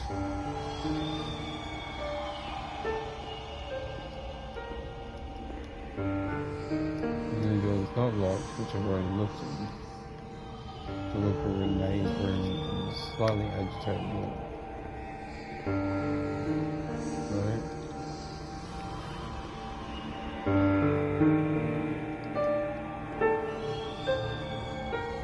Okay, here is nothing. All the doors are locked still. Right, you look around here.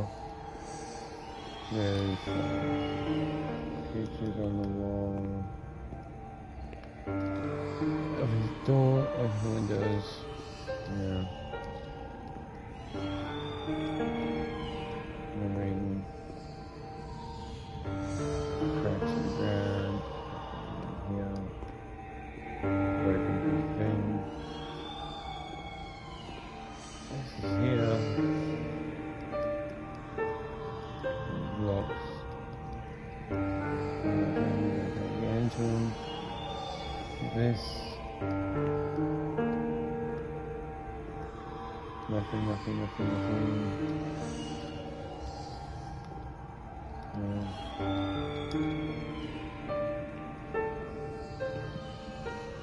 This which you've already read.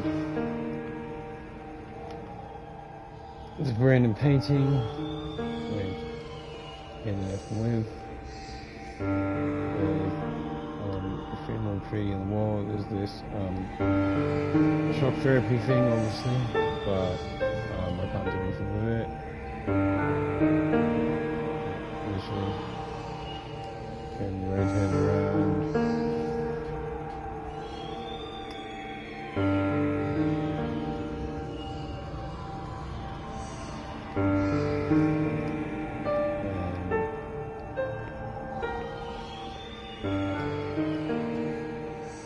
That's it.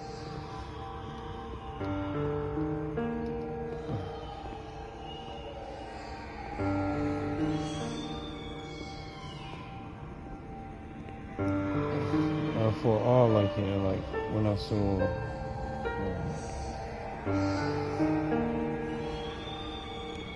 go down here, through your window, and you're like, oh look, there's scaffolding, right? You can get in through there, right? But how the hell do you get up to the top level? Those are more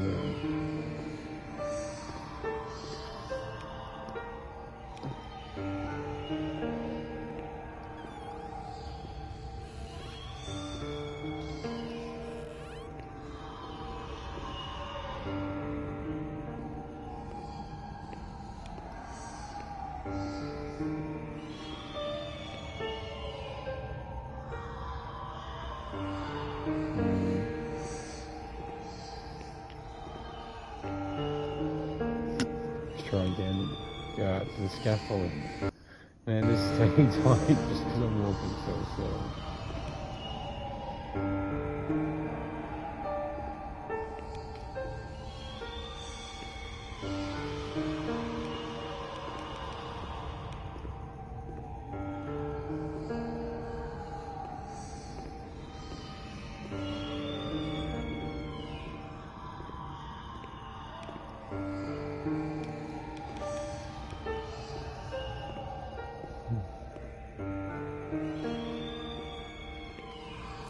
That noise is getting annoying.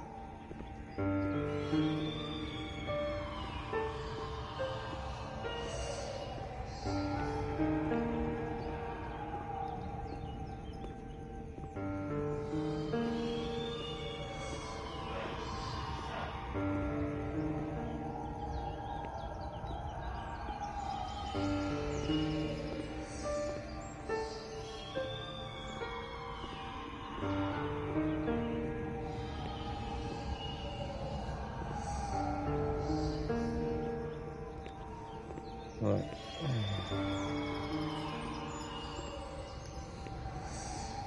Yeah. Look. Nothing really. Man. It seriously doesn't seem scary at all, but I haven't really played or seen much of this game. Yeah.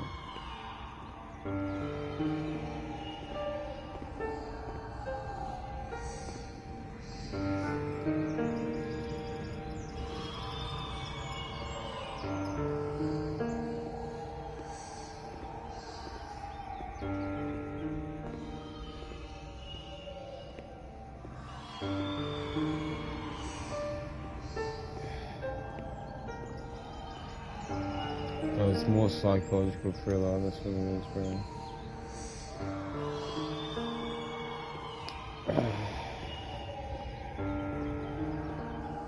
I'm just getting peed off of it at the moment.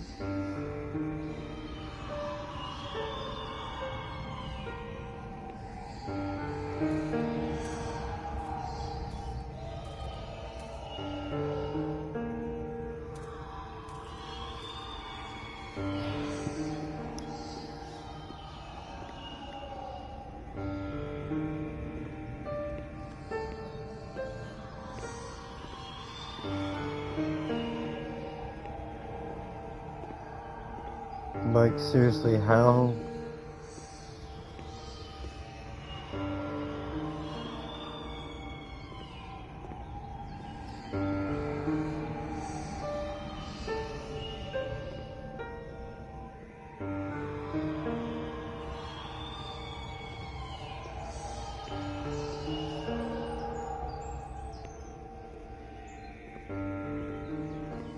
I need him to get up there.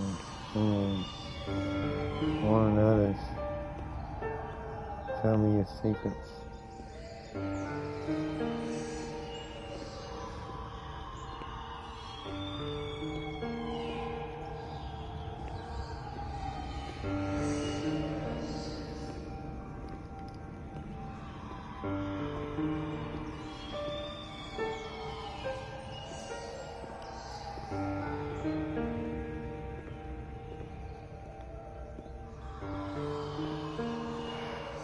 If I have to, I swear to God,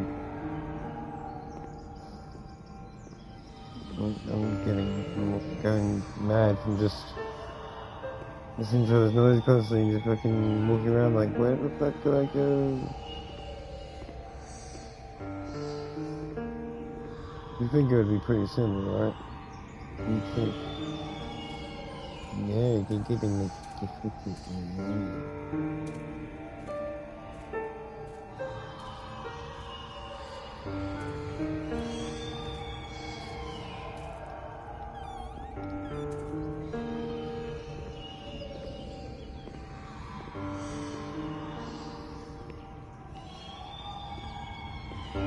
Okay, this is weird, the thing's glitched out.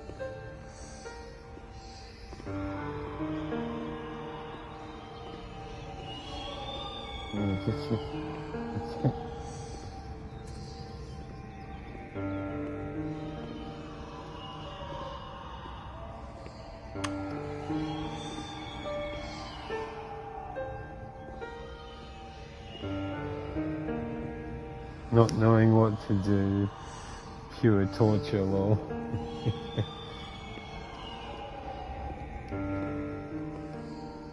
Oh, look at that, I can go past the fucking, oh my god. Fucking wow.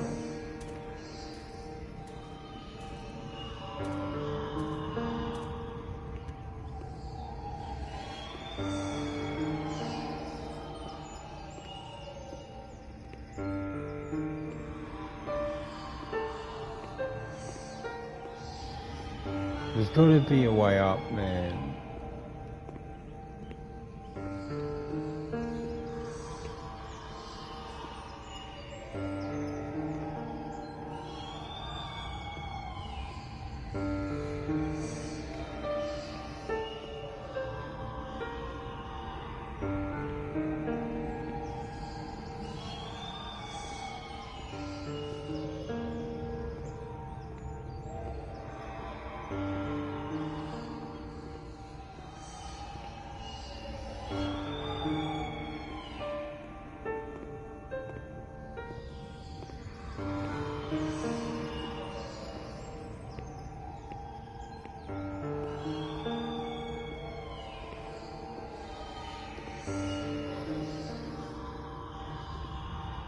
Now it's showing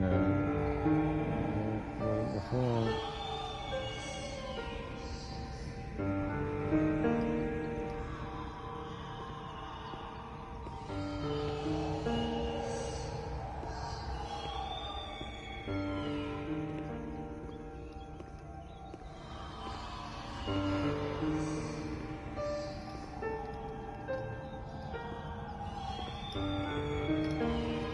Oh, I'm goons.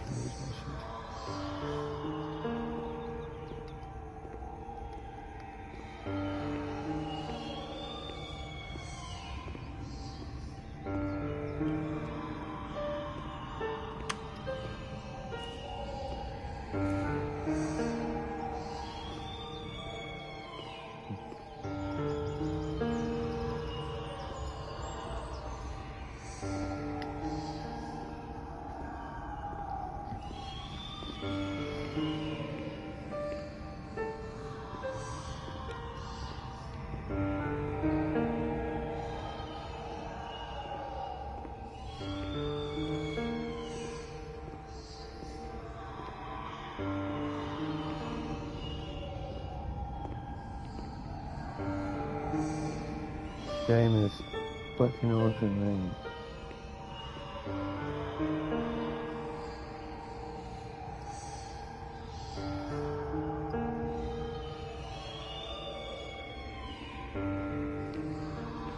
Okay, cool.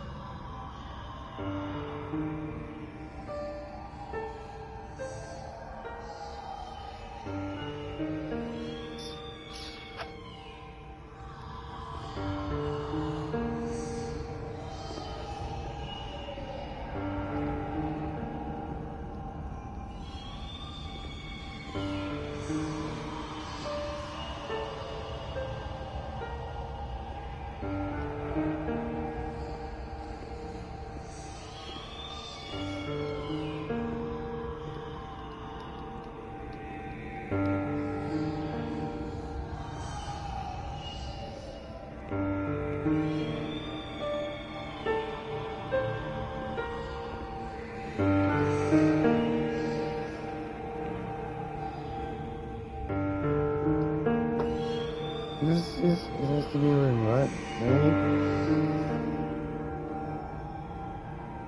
Let's close the window shutters, the door, and switch off all the lights. We want darkness. Oh, it doesn't even tell me that the whole time this is a room. But oh god, I hate myself.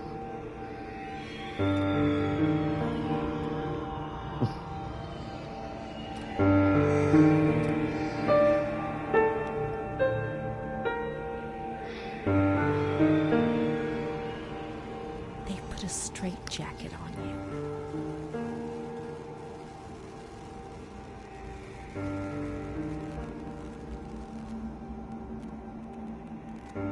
They gave you a cold shower.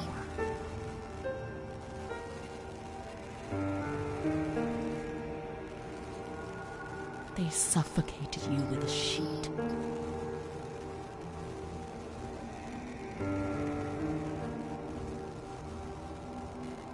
They tied you to the bed.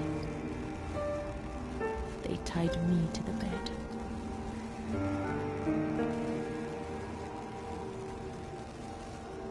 A woman died next to me, choked by her own vomit.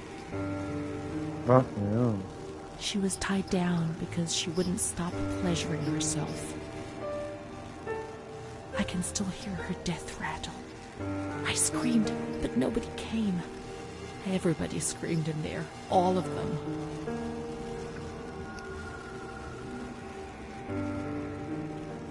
It was then I saw the doll, which wasn't Charlotte. No, she wasn't Charlotte.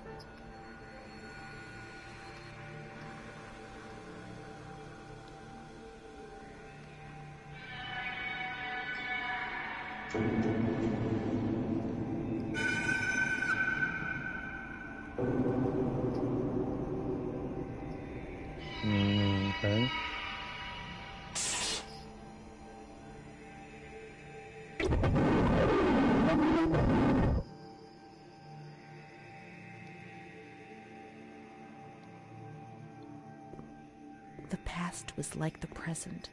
That doll, that man, the shame. Renee was increasingly divorced from reality. How will I ever find out what really happened?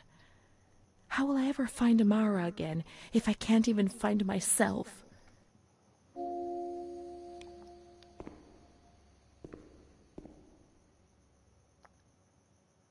Montefoscoli, November 12th, 1939. My dear daughter, it is with great sadness that I heard what happened. Your transfer and your sufferings are a cause of great worry for me. It will take time, but you'll see, things will improve. They'll treat you and you'll get better again. I pray a lot, every day. Write to me often and tell me if you need anything. I promise I'll do what I can. Try to be strong. Mom.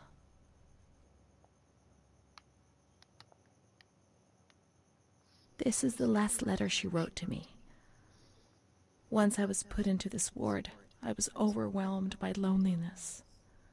After that medical examination, I received no more letters from Mom. Why is that man here? Why doesn't she come to see me? Did I make a mistake?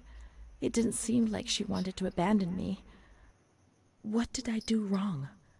I'd like to be able to reply to her again now, to change things.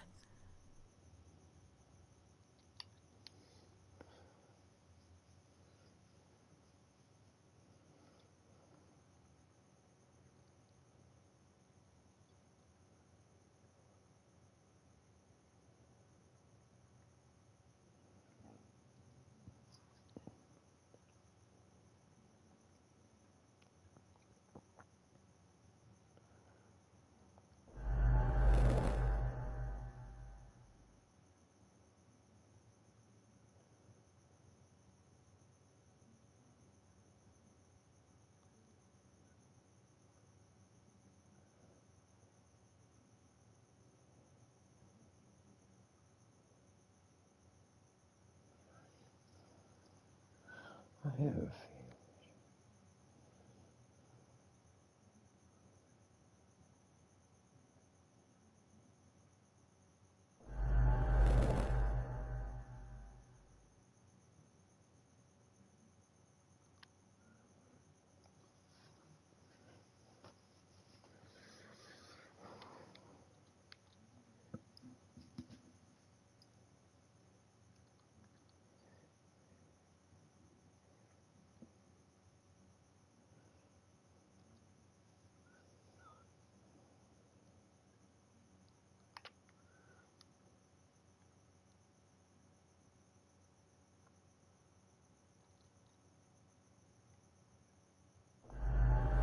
Perhaps she would have listened to me. Will she reply?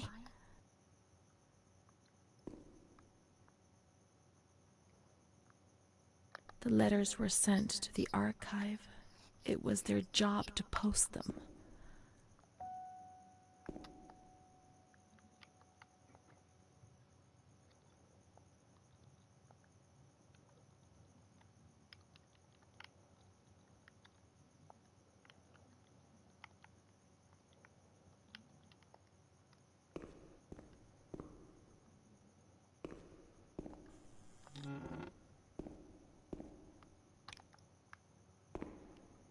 Well, would you look at that?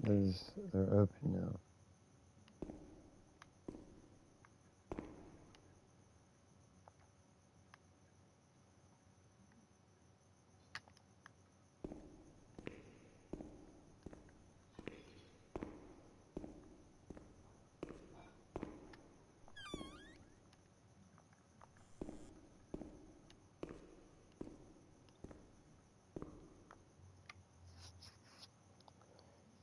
Registry of visits from Renty. Date, time, personal details, April 10th, 1938, Adele T. East, Brunner M. June 15th, 1938, 9:15 a.m. Police officer for questioning. June 25th, 1938, 3:30 p.m. Brunner. Oh, yeah.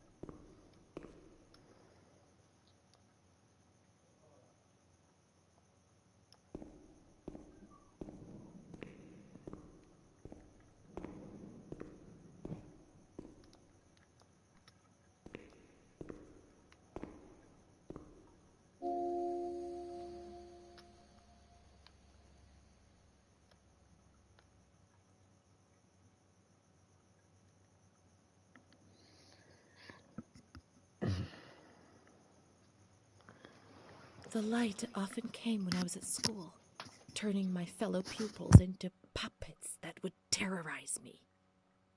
To me, they appeared transformed, with the bloodied heads of animals stuck where their own heads should have been.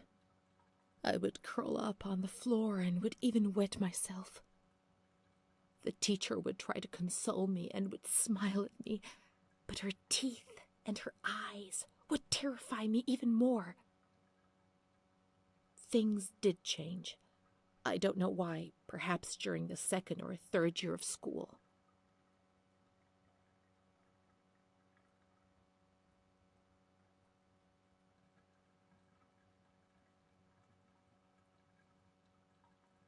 It was more or less in the same period that I became friends with Bruna. I remember the sensation of joy I experienced when I felt almost normal. The light isn't coming. The dreams have gone, and I have a real friend, one who speaks to me. I would repeat this to myself proudly while looking in the mirror, where I no longer saw an embarrassing reflection.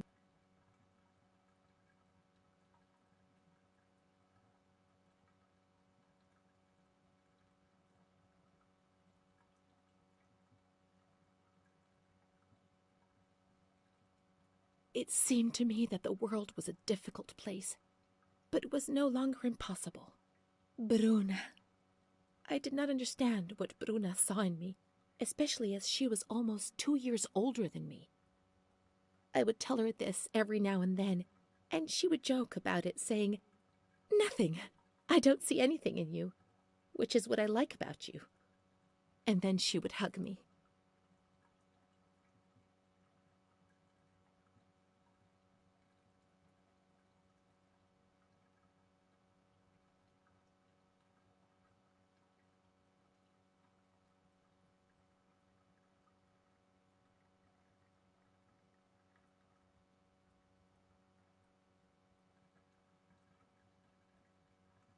But one day, she was sad and pensive, and said to me, "You and I are the same. Don't be fooled. You are reserved and honest, and I'm not. But that's the only difference between us. The only one." Then she began to cry. I was struck by the perception in her words, but only today, after re-examining my past, do I understand what she meant.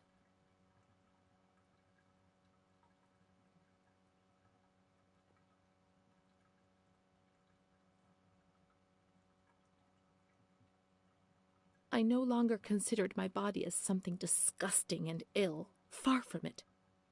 I began to look at myself, to caress myself, and smell my own skin. I began to explore.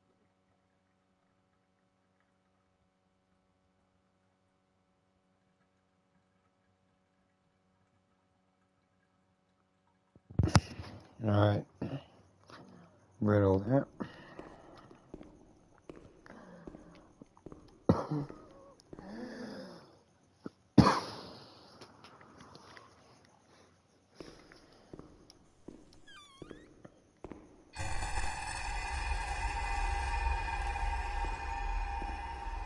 More memories. Flashbacks.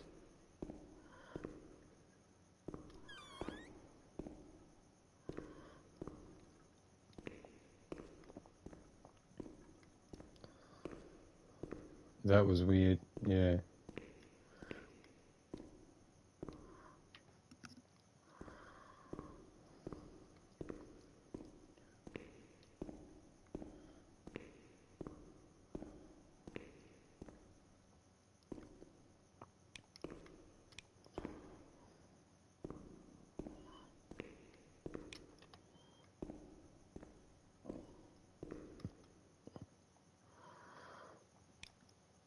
Where? The letters were sent to the Ark.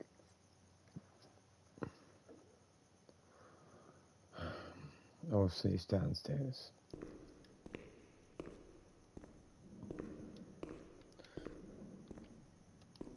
I didn't miss anything here, did I? In the elevator. Yeah.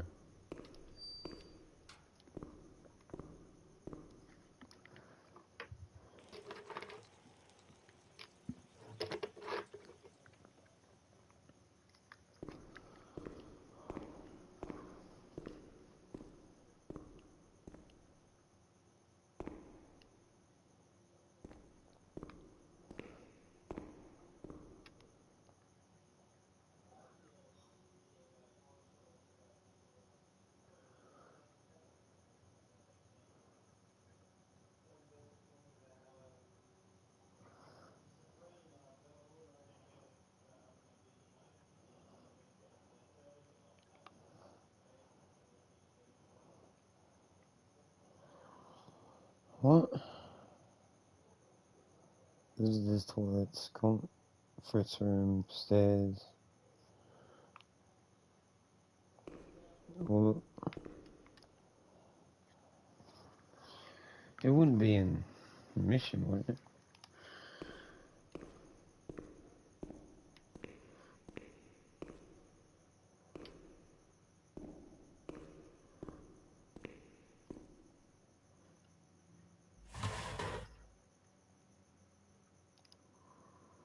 You can't notify them to recovery crew experience. Blah blah blah blah blah. Where the hell do I put this then?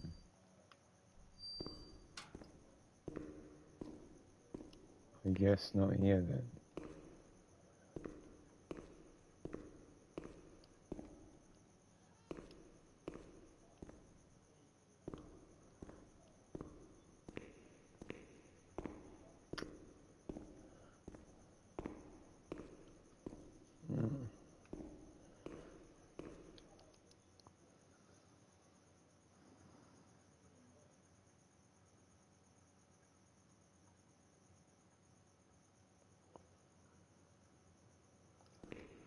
Um. Hmm.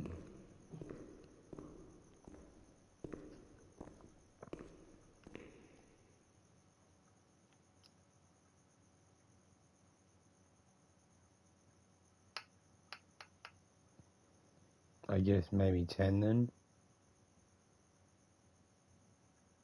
Oh, 12.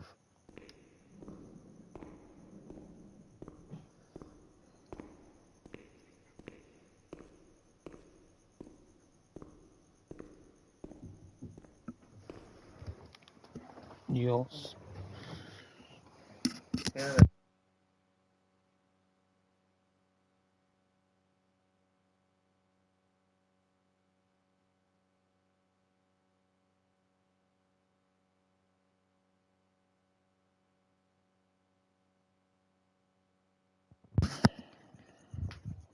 Okay.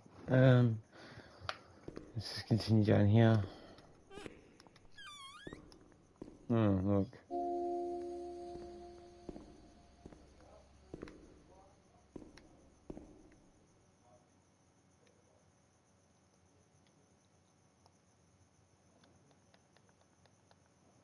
More stuff to read.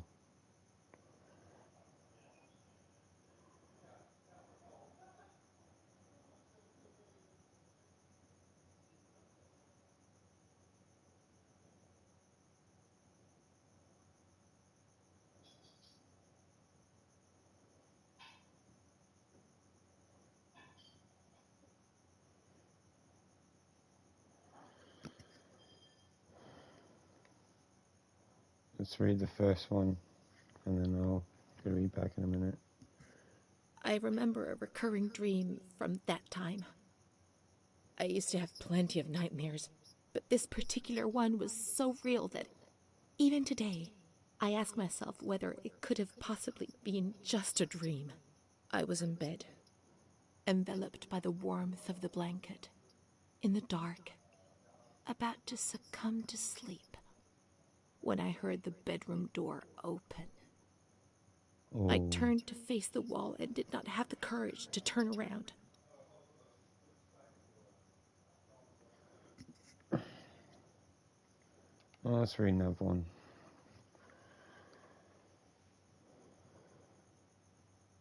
I only saw a shadow cast against the wall by the light filtering in through the door.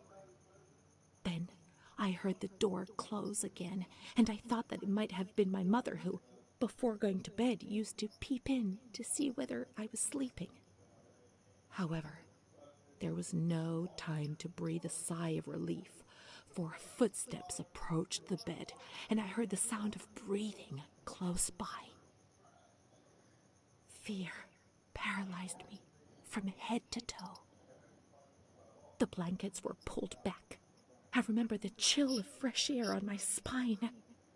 Someone sat on the bed, and I trembled.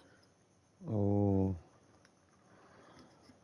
I'll be back in a minute, peeps.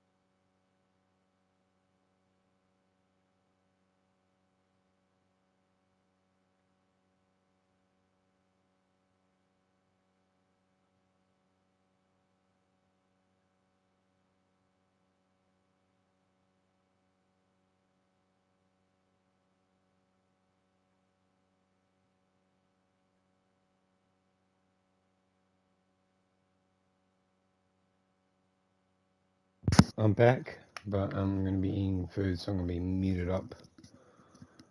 But I am playing. So let's continue with this stream and continue reading the story of Renee.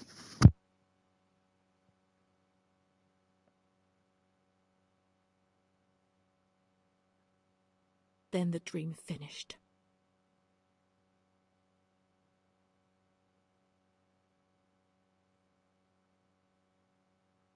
Oh, that's it for that one, okay.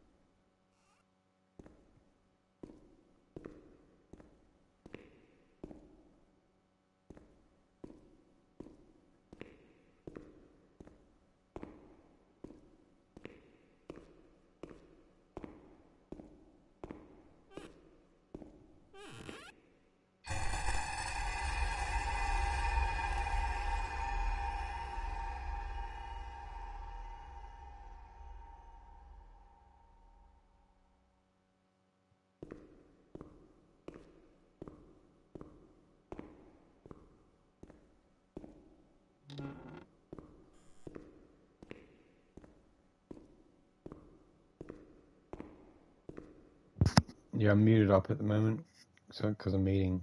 If anyone's wondering, yeah.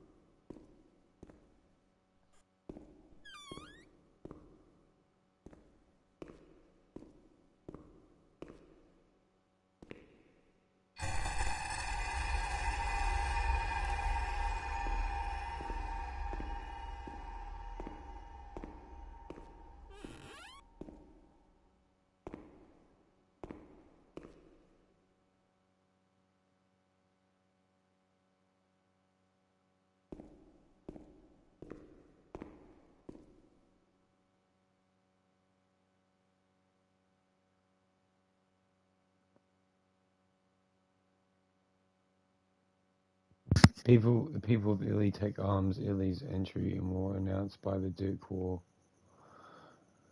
Mussolini speaks. Message from the Ferriero to the king.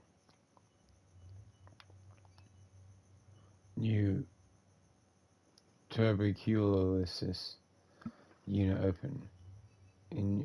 Inauguration. This is different language of the Maragliano Pavilion. Picture Okay.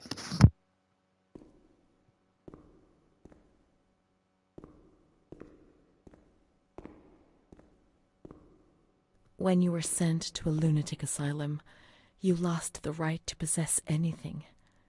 Everything you arrived with was packed up and stored here, even the clothes you were wearing. In case you were released one day, but far too many never left.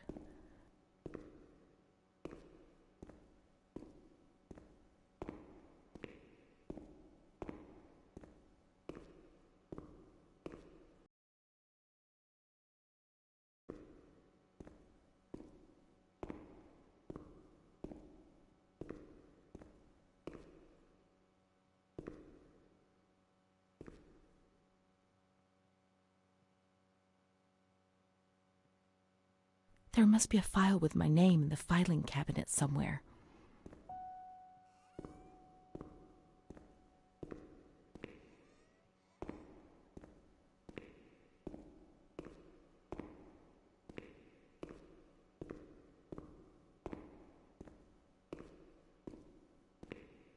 There must be a file with my name in the filing cabinet somewhere.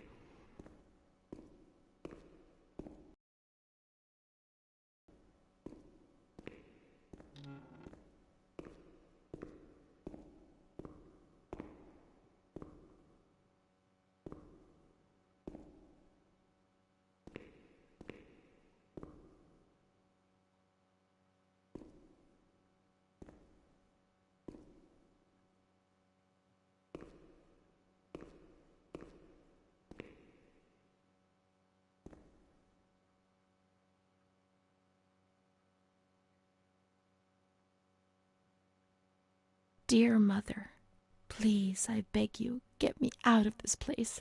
I'm so frightened here. You were right. I know I was wrong. I understand. I'm so ashamed. If only you knew how much. But now I'll behave myself, I promise. Now things will be fine. I'll work hard. I'll be very good.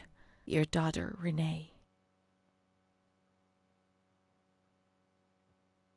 This letter. It was Renee's letter, just as she wrote it back then. But it was never sent. Why? Why did this happen?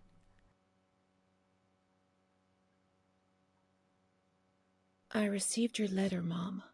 You tell me to be patient and strong, while I only feel fear and pain. And you don't write to me anymore. If only these words could be my soul, I'd tell you what was happening to me. The kids want to kill me. They all look the other way and tell me what to do. I don't understand. She helps me, but what have they done to her? Can you tell me? Will you help me? Renee.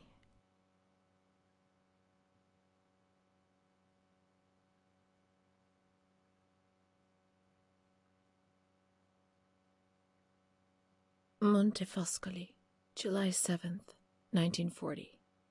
My dear daughter, I have received no news from you. You have not contacted me in months. I'm sorry, but I don't have the money to come and visit you.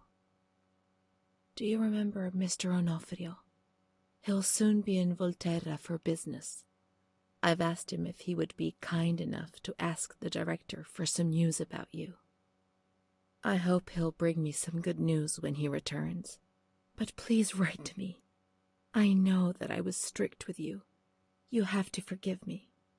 I didn't think. I've given Mr. Onofrio a new doll for you.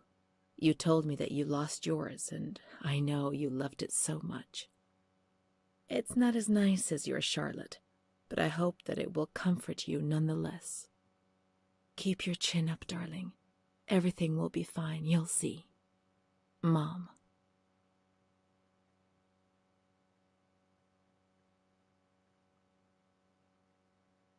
Montefoscoli, October 12th, 1940. My dear daughter, I've written 2 letters to you and have received no reply. Every day I'm anxiously waiting for a letter. Mr. Onofrio's back. He brought you the doll. Do you like it? He told me he was unable to speak to the director, but managed to see you. I pray for you every day. Even Don Gino said a prayer for you during Sunday Mass. Isn't that nice? I've made up my mind, Renee. I'm bringing you home. I've already written to the director. I told him that I'll take care of you. I'm not very well at the moment and can't work, but I'll get better soon, you'll see. And as soon as I can make the journey, I'll come and fetch you. I know you're suffering a lot, but please be strong, I beg you. Mom will come to fetch Renee, won't she? Mom is good, but she's not well. That's why that man came. The doll. Renee could have played with it while she was waiting for her to arrive, but Renee didn't have it with her. Is it one of Mom's lies? She knew that she'd hurt Renee and... No, Mommy's good. That man brought it. Fucking hell. We've just remembered who he is, haven't we? It was Renee who was wrong. The doll's here. I know that for sure. Perhaps she's been abducted like all the others and is locked up here somewhere.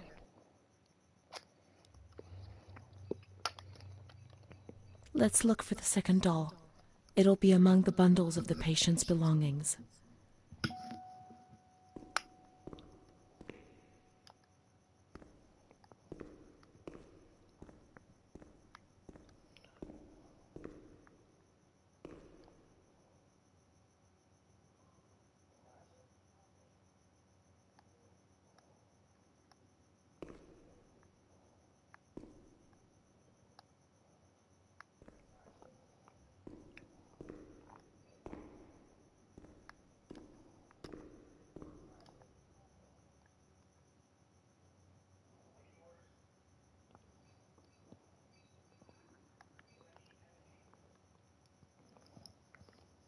Now we can open the bundle on that table in front of the window.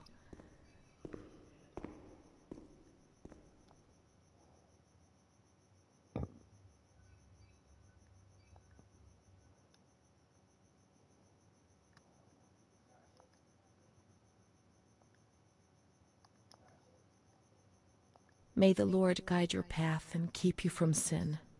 Mom.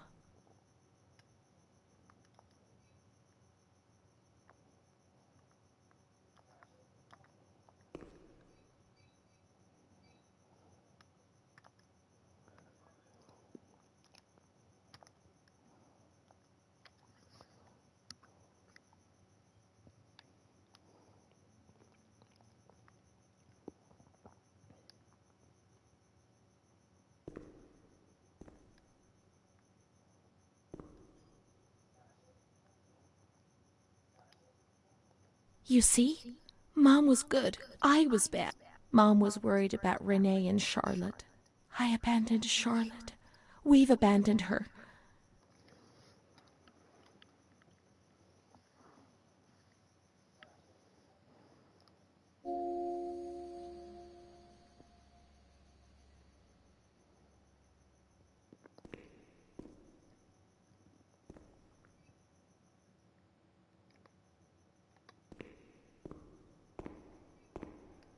Let's look for Charlotte.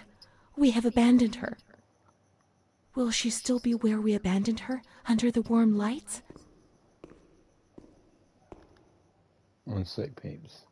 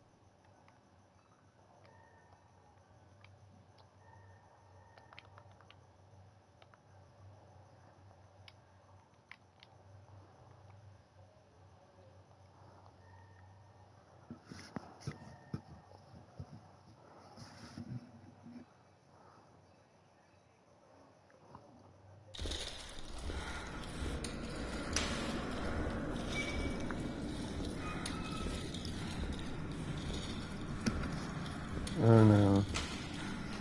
Maybe you never remember.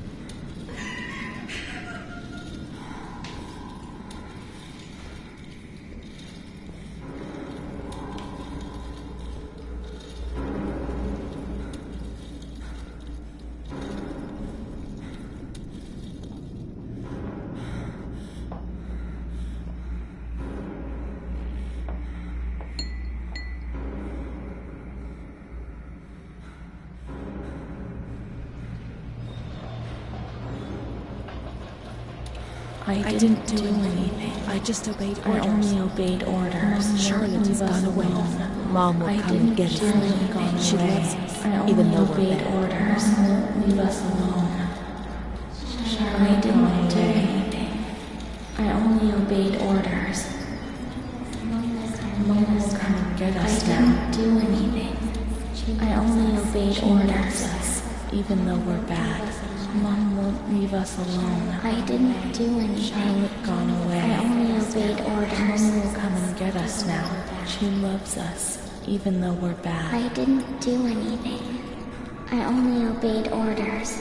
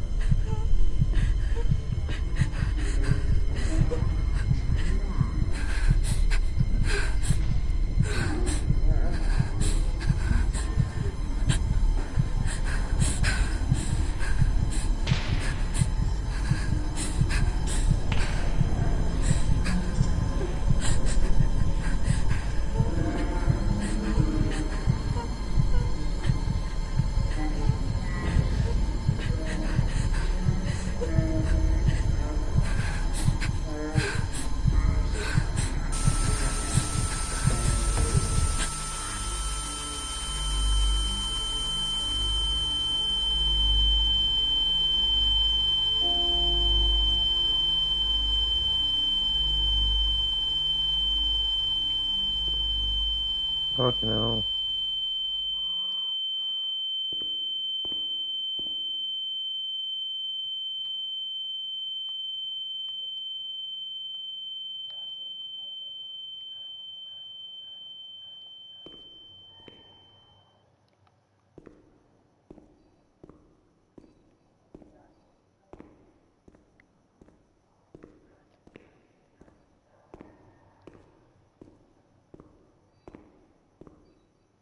What was that doctor writing, sitting at his desk?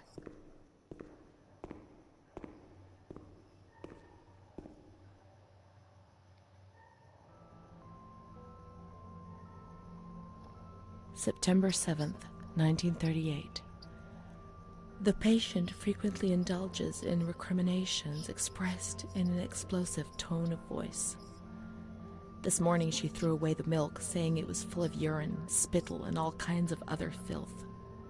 Crazed, she hears voices that order her to do things. She says she heard children singing and that they were locked up in a school. January 20th, 1939. Introverted, dazed, cannot focus on anything. When questioned and stimulated, she starts crying and weeping. At other times, she laughs. June 1st. Apathetic. Eats very little. She refuses to be touched. Does not respond. Spends her time in the grounds. The cooks report that she sits on a bench in front of the kitchens. October 14th. Return of impulsive behavior. This morning she asked for 2 eggs to make zabayoni, but when she got them, she threw them up in the air. Excited, clamorous, slightly confused. Takes her clothes off. December 8th. Tied to bed for 15 days. High-spirited, tends to make witty comments and use vulgar words. Laughs hysterically and pleasures herself. The nurses report that about 2 weeks ago she remained in the showers on her own and didn't want to leave. They said that when they took her away, she swore at them and then lashed out and bit them. 2 nurses had to be treated for their injuries. They've kept her tied to the bed since then. Transferred to the slightly agitated ward, from the care of Dr. B to the care of Dr. C. I was with Amara in the showers. My memories are terrifying. They're not real, are they?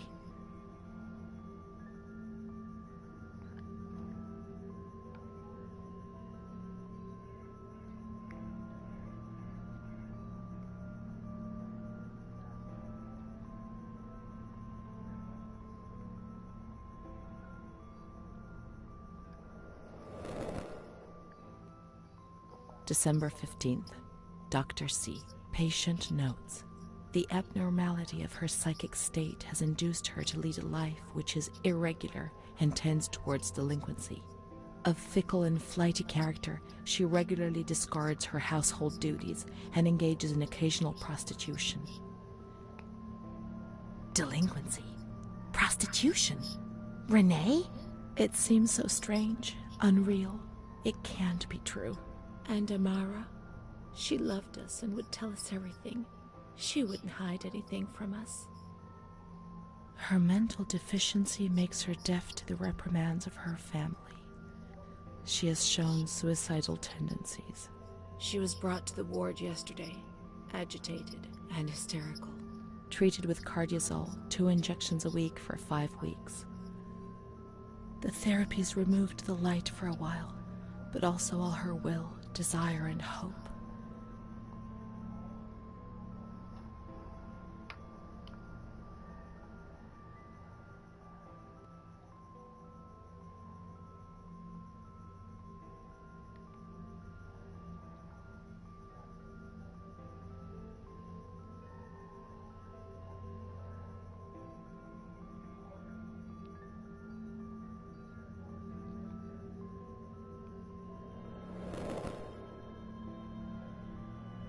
It was torture, but we had no choice.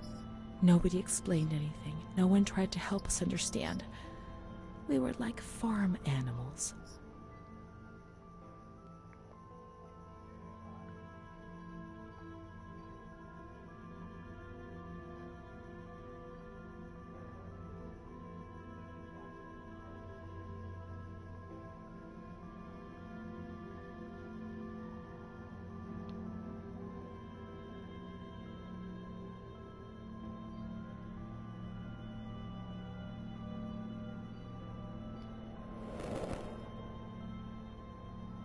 June 2nd. After a long period of calm and improvement, the patient is very agitated today and vehemently refuses to submit to a gynecological examination. She swears and curses those helping her, flailing her arms and hitting them. According to reports by Dr. B, the patient has been subjected to periodic checkups since she had a spontaneous abortion about 2 years ago in her 3rd month of pregnancy. Conception occurred after she had sexual intercourse with a stranger who sneaked into the hospital grounds. Details are contained in the charges filed at police headquarters in Volterra, a copy of which is attached to these clinical notes. ES therapy. That's how the reality is concealed. It has all been planned very carefully.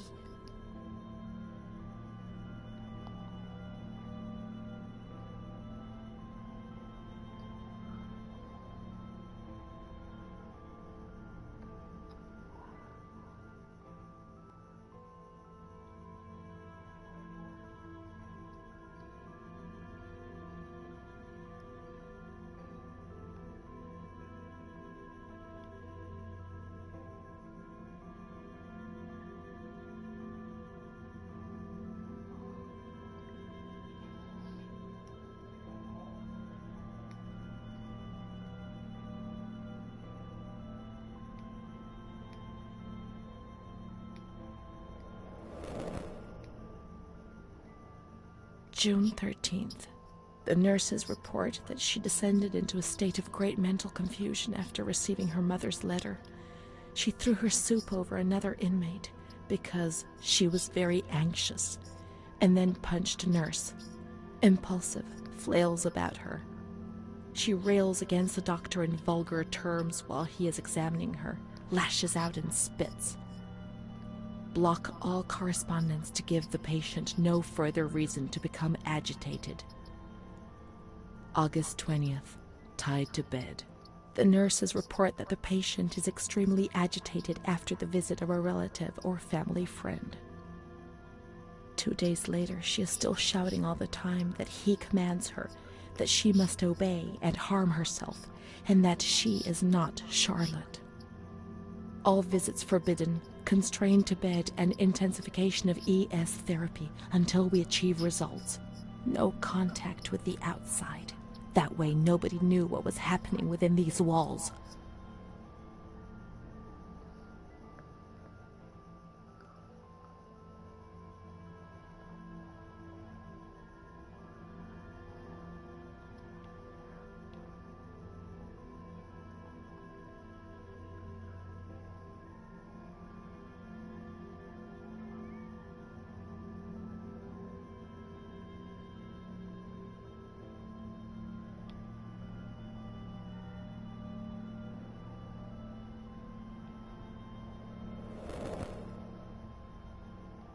March 3rd. Alert, correct attitude, replies when questioned. The nurses report that the patient is calm, she washes and looks after herself. She affirms the existence of a certain Amara. She says that Amara is a patient who disappeared when she was moved to this ward. No confirmation. Probably a regressive hallucination. Evaluate transfer. Did I imagine Amara? That's not possible. She was there. I know she was there. I feel it. She must have left some traces of her presence. We can look for her things in the storeroom containing the bundles of the patient's belongings on the upper floor.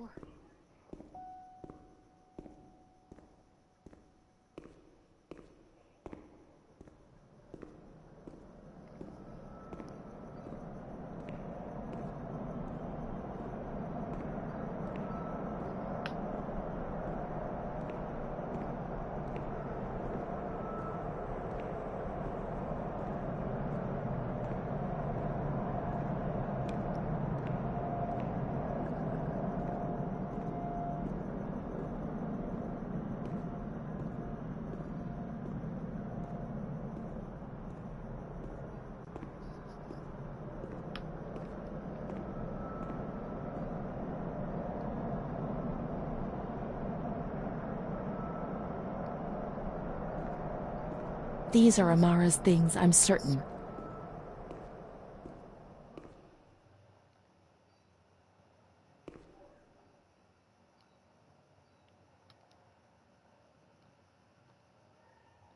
Amara, there she is.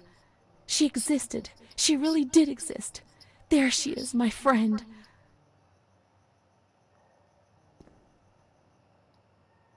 Here we are together.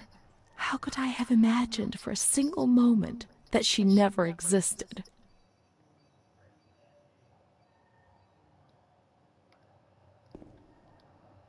March 12th, 1938. The young girl Renee arrived today. Poor thing, she was terrorized. You see, she remembers the first time we met. I talked to her mother, the dear lady, and she expressed her fears to me, and I promised I'd keep an eye on her daughter. The lady told me her daughter's doll had been taken away, and this worried her, because when she becomes depressed, as she is now, Renee barricades herself in her room and can't communicate. The doll becomes her voice, eyes, and ears. Dr. B said I'll soon get out of here. I'm sorry. I'm so sad to leave Renee. I won't be able to protect her anymore. My poor friend. She was hoping to be able to get out of here, but nobody ever leaves this place. That poor girl is really ill. I am the only one she ever speaks to. I told her I was leaving, and she stared at me, saying that I would never leave. It was quite unnerving, and then she started to cry. I felt like crying too. She didn't say anything else. What worries me is that I'm sure that terrible man is watching her. He was the one who brought her here, and of all the good people, why did it have to be him? She knew. I told her everything. She knew about that man. But I instructed a nurse friend of mine to keep an eye on her, and I'm sure she will, because she's a good woman. Her friend the nurse. I vaguely remember. She worked on this ward. Let's look for signs of the nurse in the nurse's room on the upper floor.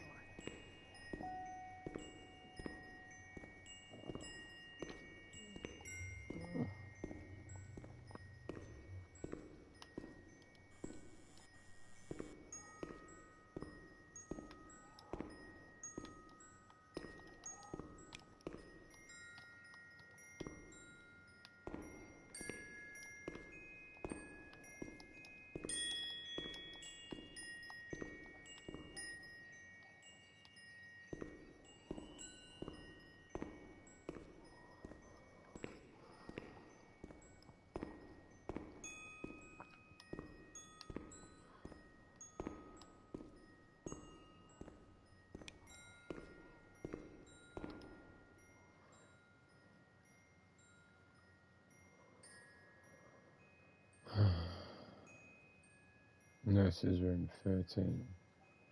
I went past it, didn't I?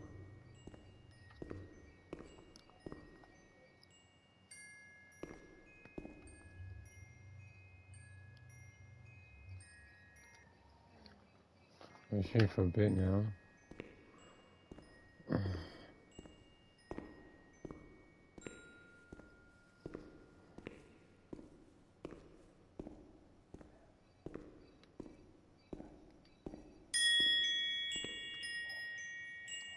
She worked mostly in the Maragliano pavilion.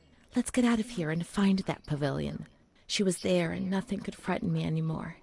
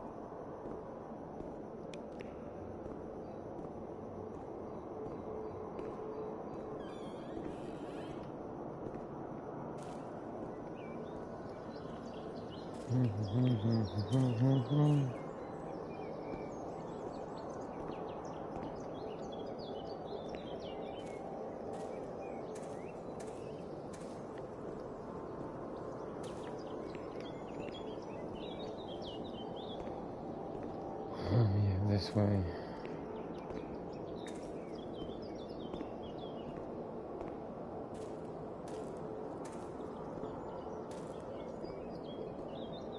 I think it's this. I think it'll be this way, right?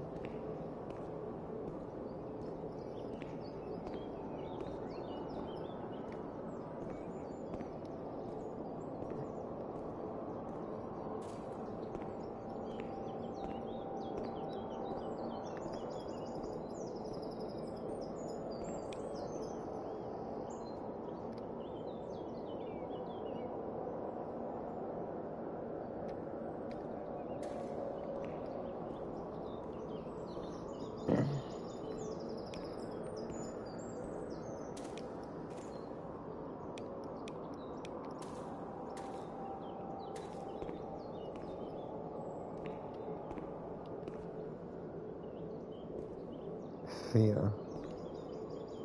Or Fairy.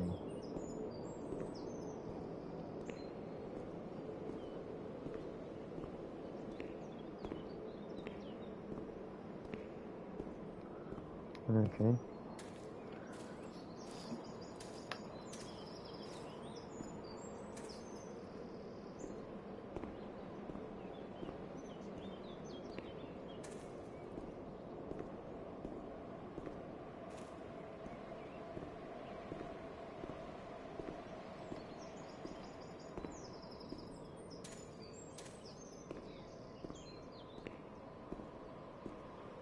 That's all we have to.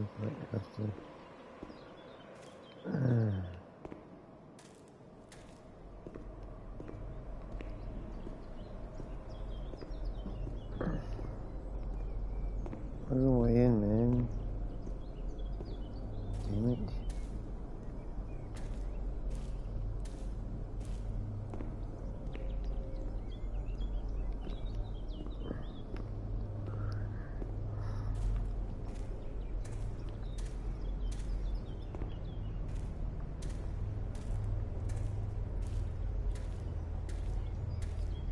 But you tell me I walked on this side for nothing. Awesome.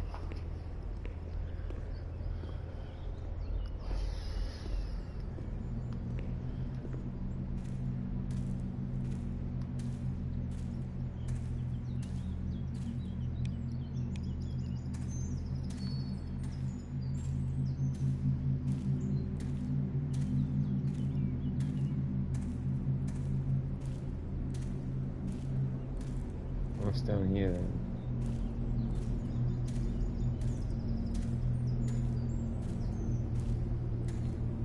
Nothing.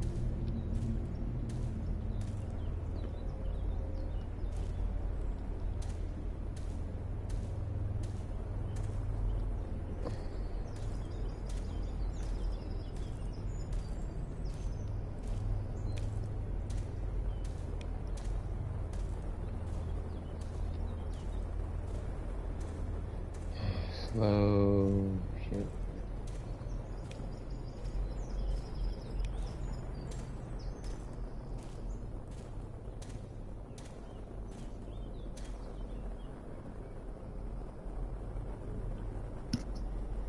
She's kind to everyone, even me. I felt a little better when I saw her. The sick children laughed and played with her. Not even they could frighten me. Don't annoy Renee. She's a princess here. Didn't you know? She told stories. She said there was a war out there. But they stared at me and frightened me.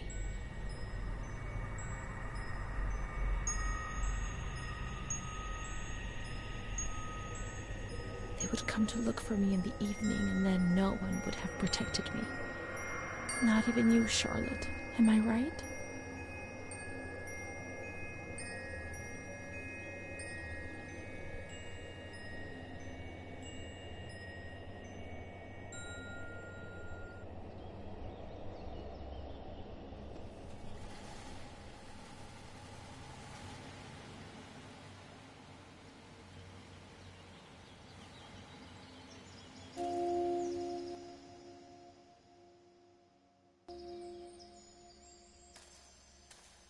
Let's follow the hearse until we reach the graveyard.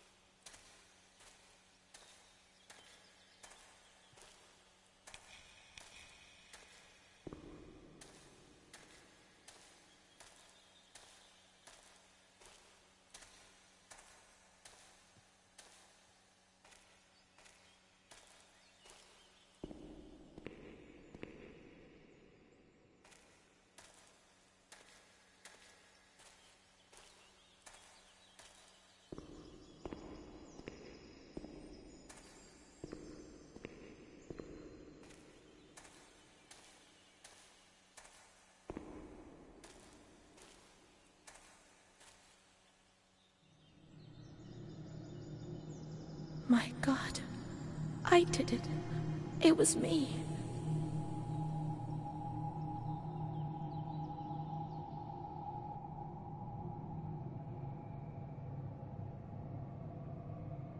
Fucking hell.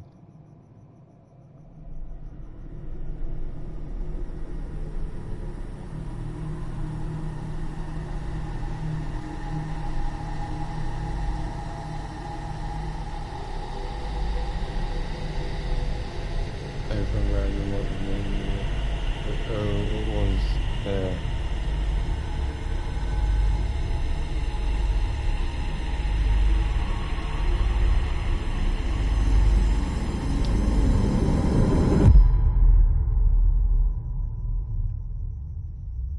Fuck.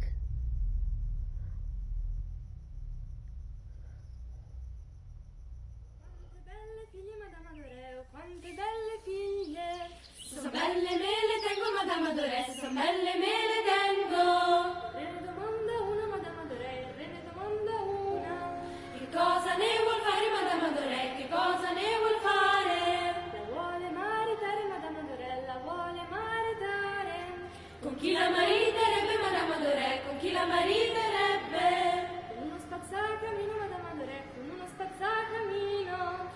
E come la vestirebbe Madame Adoré, e come la vestirebbe? Di stracci e di toppe, Madame Adoré, di stracci e di toppe. Uscite dal mio castello, Madame Adoré, uscite dal mio castello. Oh, quante belle figlie, Madame Adoré. Uscite dal mio castello, Madame Adoré, uscite dal mio castello. Quante belle figlie, Madame Adoré, quante belle figlie. Sono belle mele, Madame Adoré, sono belle mele, tengo. Re ne domanda una, Madame Adoré, re ne domanda una. Che cosa ne vuoi fare, Madame Adoré, che cosa ne vuoi fare?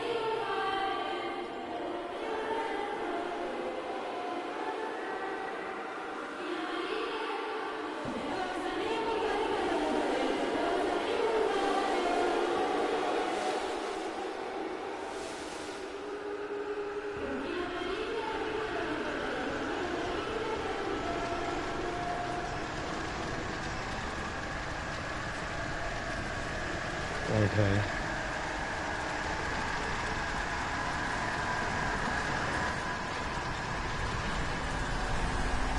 Whoa.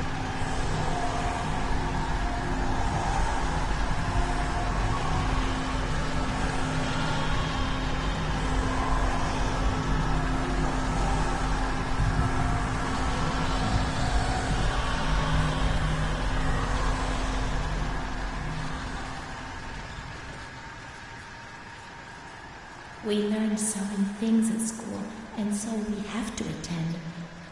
How would we get on if we didn't?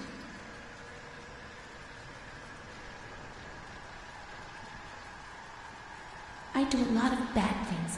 I don't tell anyone, but Mom knows just the same.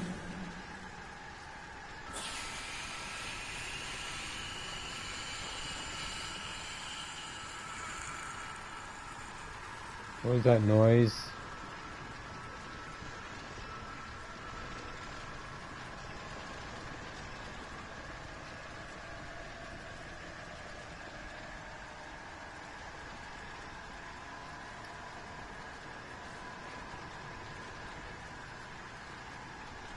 Rene's kind to Don Gino, but he always frightens me.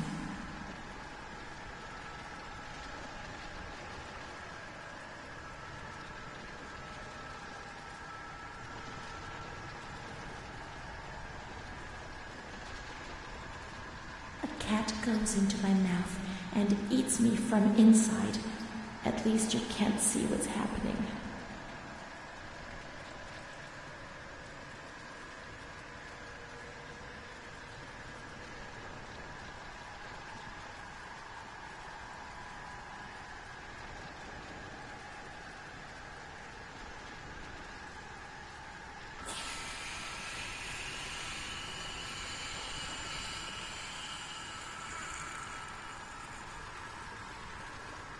My schoolmates, when the light's there.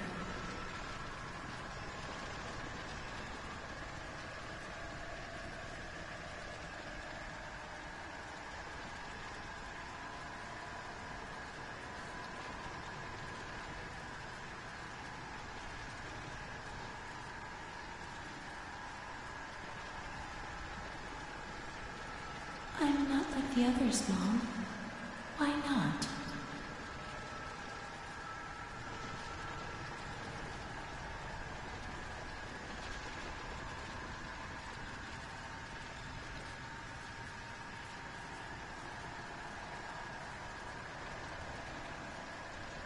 My baby Charlotte is so beautiful, and she's so good.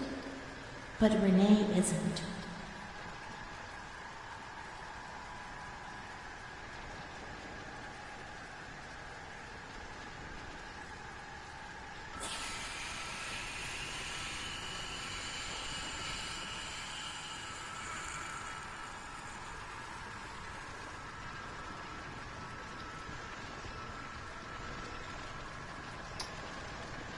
I'm fingering the walls. A blackbird's eating my head. That's why it hurts so much.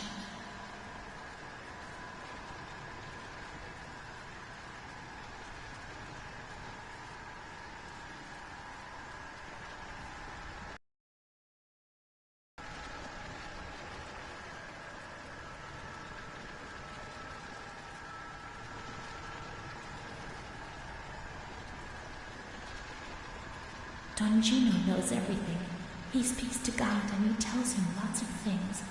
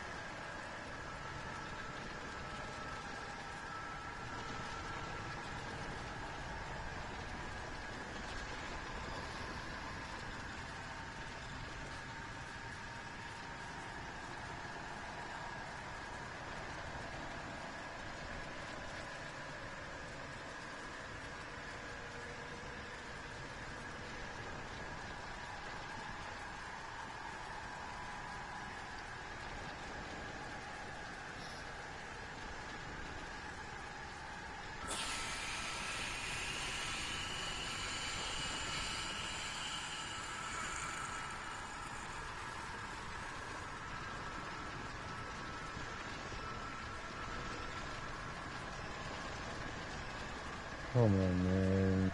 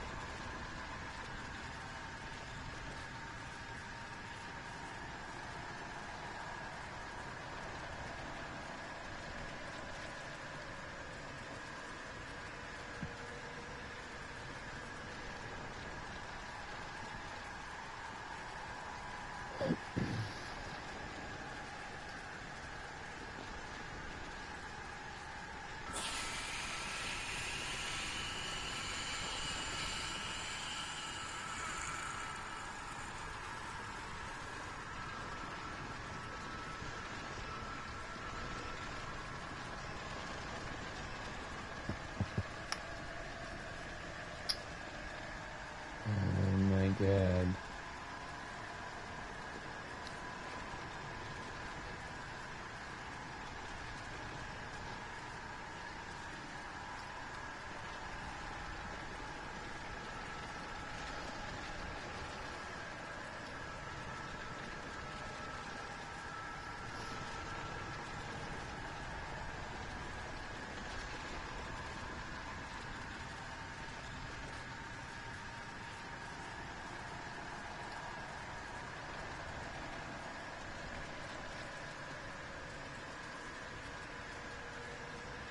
There are a lot of them. They want to hurt me. They fly. Even Charlotte can't help me.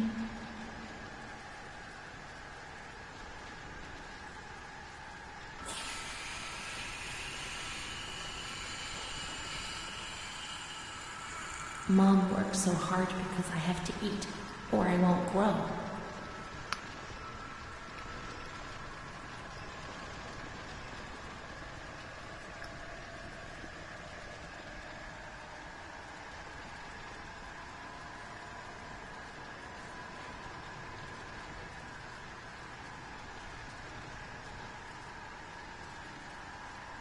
When I was small, I never used to eat.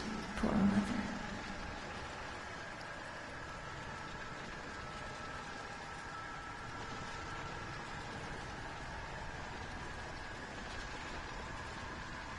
Mr. Onofrio is so nice.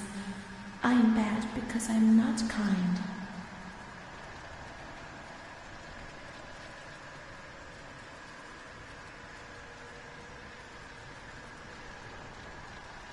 When I was little, I never used to sleep. Poor Mom.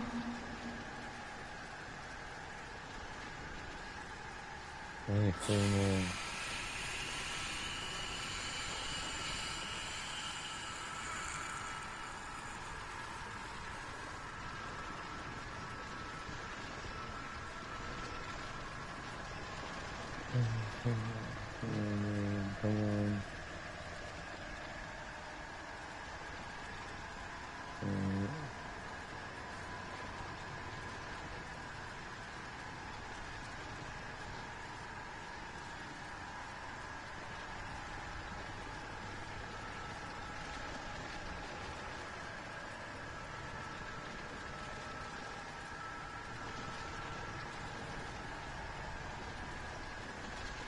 Mr. Onofrio helps Mom. How would we manage if you didn't?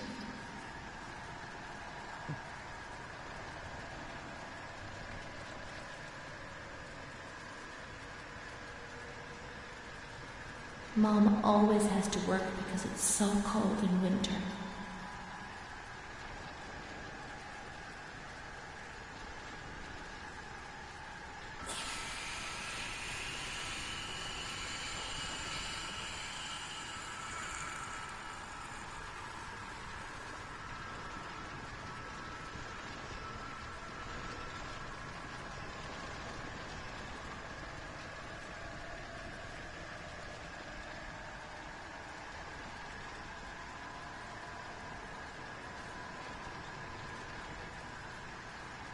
What happened?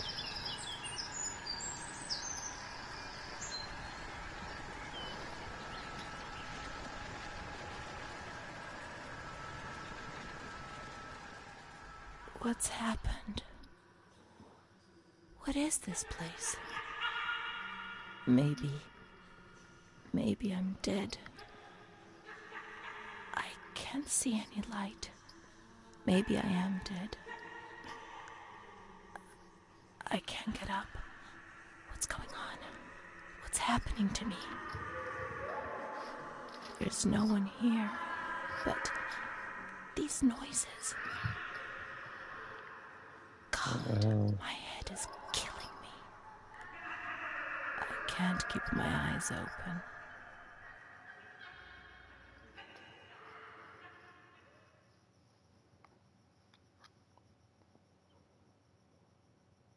What the hell? That was weird as.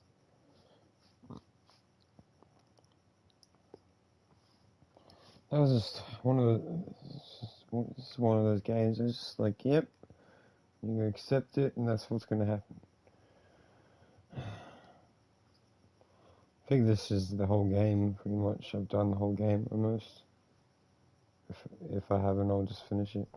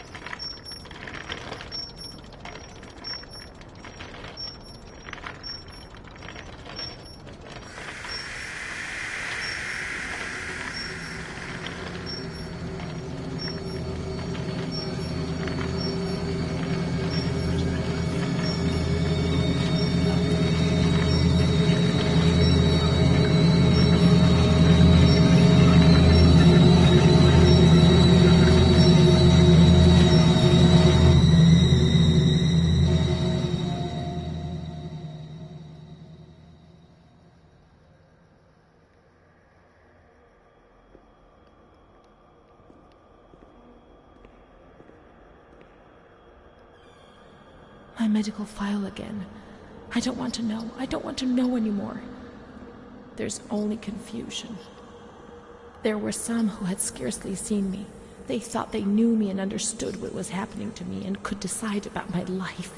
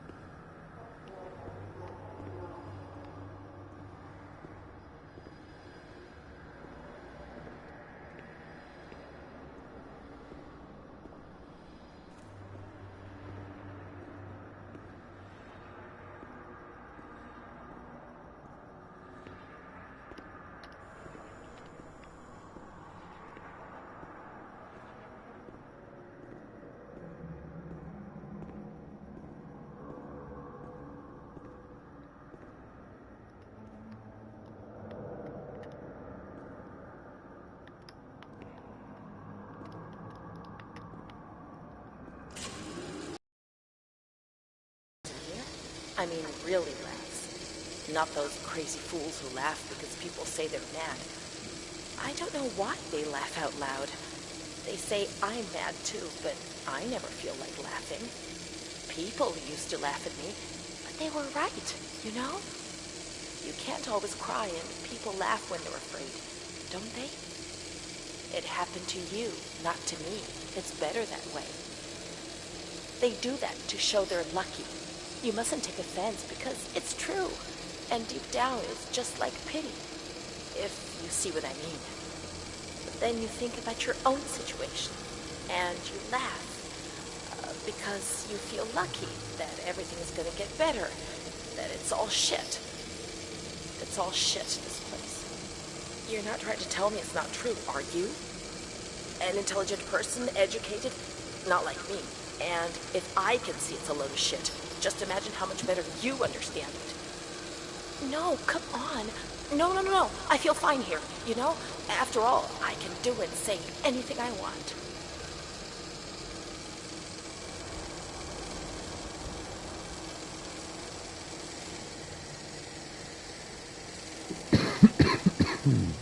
Really?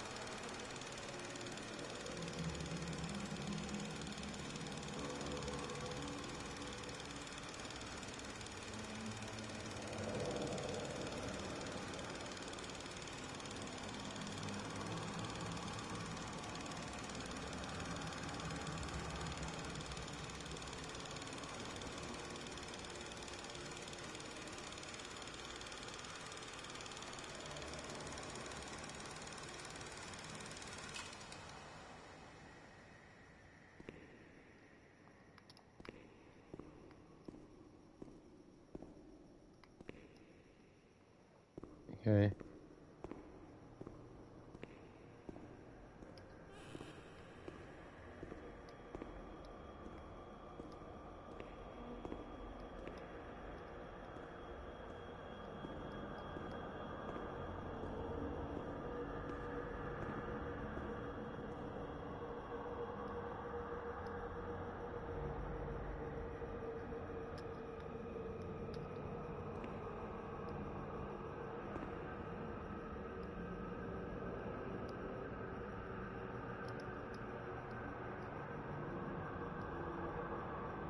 August 28th, 1942.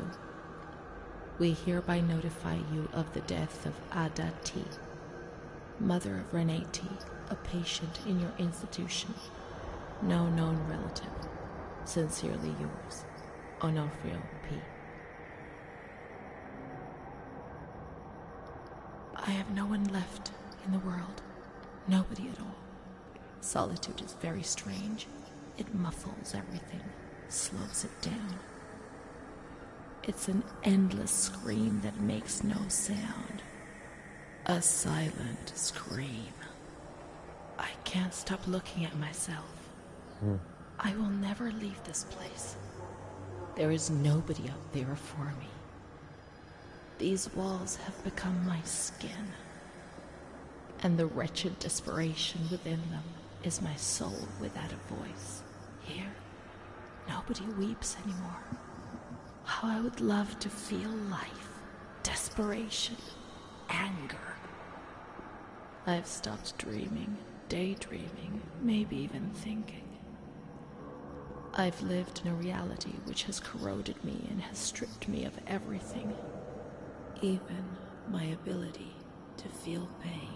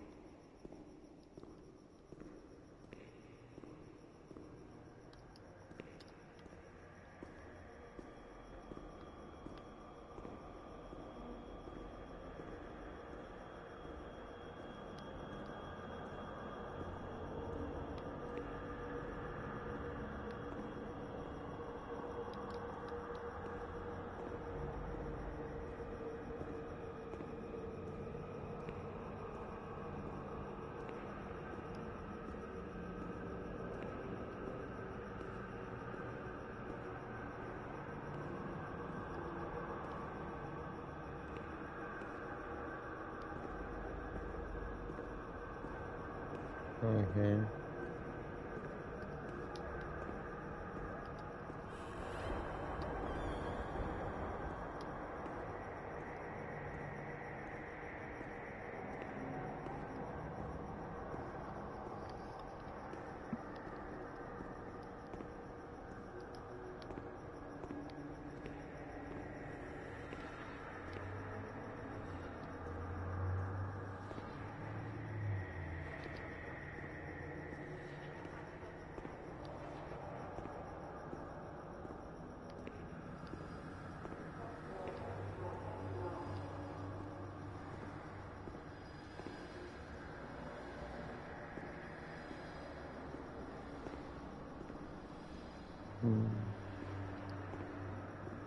Let's just exit, shall we?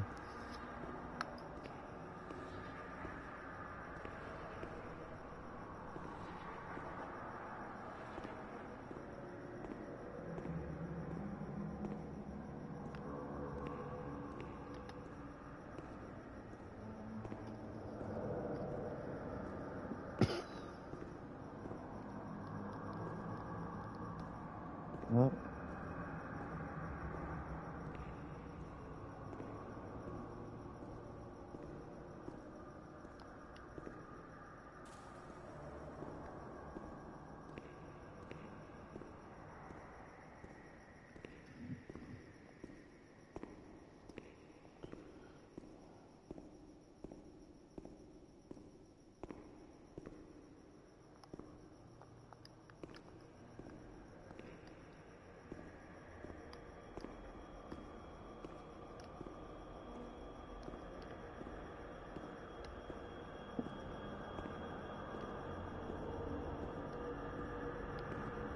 where the fuck do I go from here now?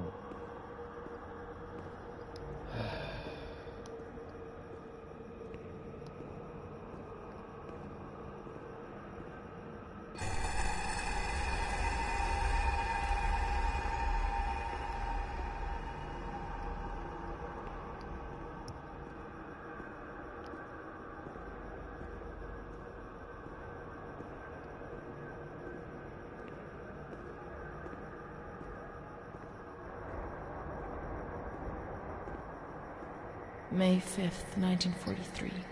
Renee's state of health is good. She is eating and speaking.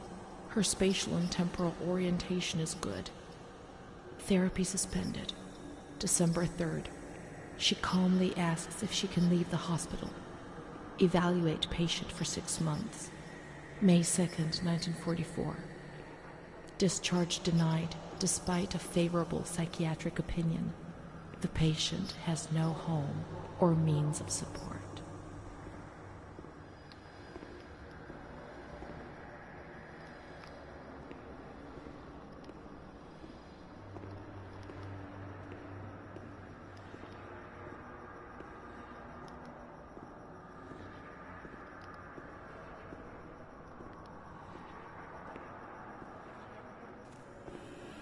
May 4th. The reasons why discharge is impossible are explained, and this is how Renee learns of her mother's death 2 years after the fact.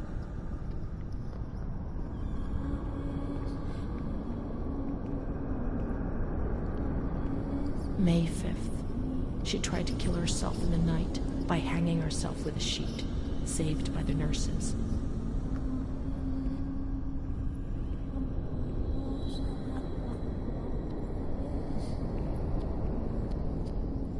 Restrained to her bed, she once more tried to kill herself by suffocation.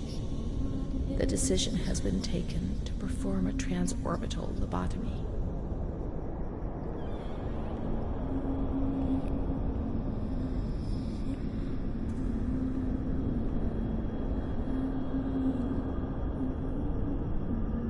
This is disturbing now.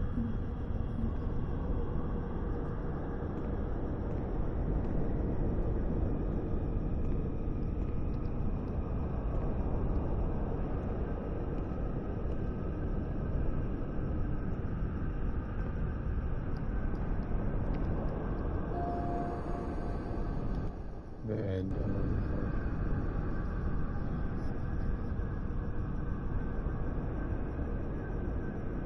Use the Romies compared to other European countries in America. Original technique pioneered by A. Myers from blah blah blah blah blah. The operation involved gaining access to the frontal lobes of the brain by sewing through the overground buccal islands, then damaging the lobes by means of contrary to what was often thought, the patients did not always receive invalidating damage, although this was often the case. Honors was awarded the Nobel Prize for Medicine in 1949. This therapy gradually fell into disuse by 1951, basically.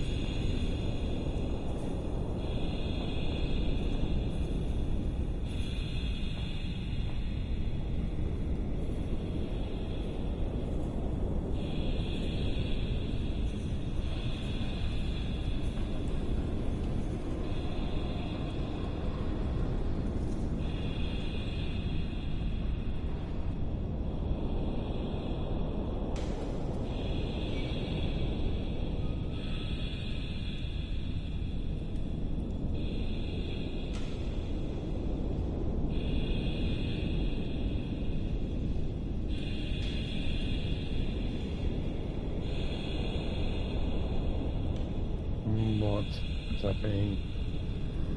Is operation happening now? Oh, yes it is. And you get to see it in all its glory.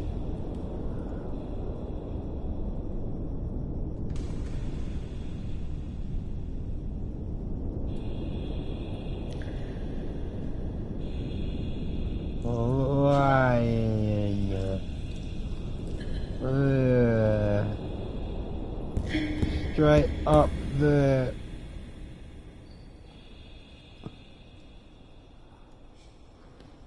Oh my god.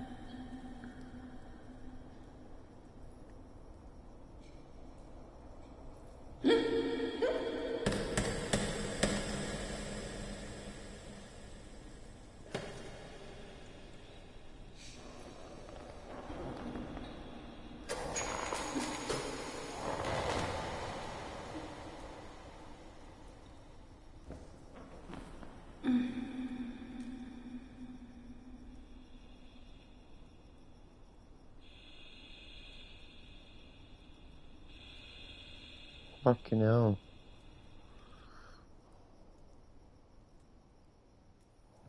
June 1944. Operation successful.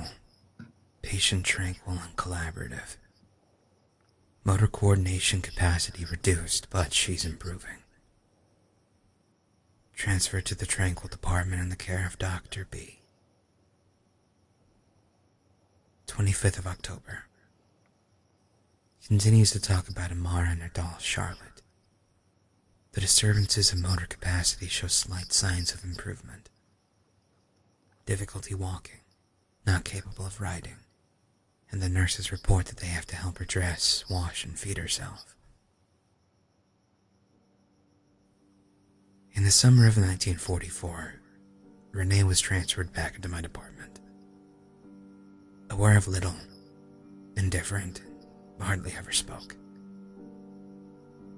One day, she said, "When I find the courage to look at myself in the mirror, I see a young face which is aged and looks at me full of fear." She is a woman now who has changed profoundly compared to the girl that I had under my care several years ago. Only the sadness of her gaze and her intelligence are unchanged. She's so young, just 23 years old, but is lacking all vitality. Perhaps her condition may improve, but probably not. Her life has been thrown away, and nobody did a thing to try to avoid this.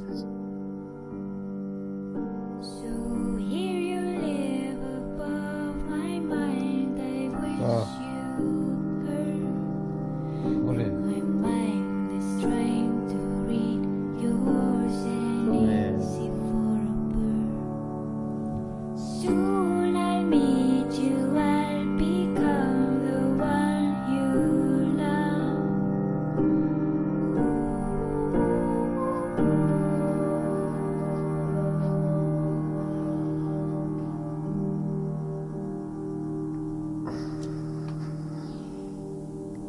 shit, that sucks, eh? We're growing, so we'll have Oh, yeah. cause while looking for ourselves. The time is endless, Fucked up ending. it could take forever.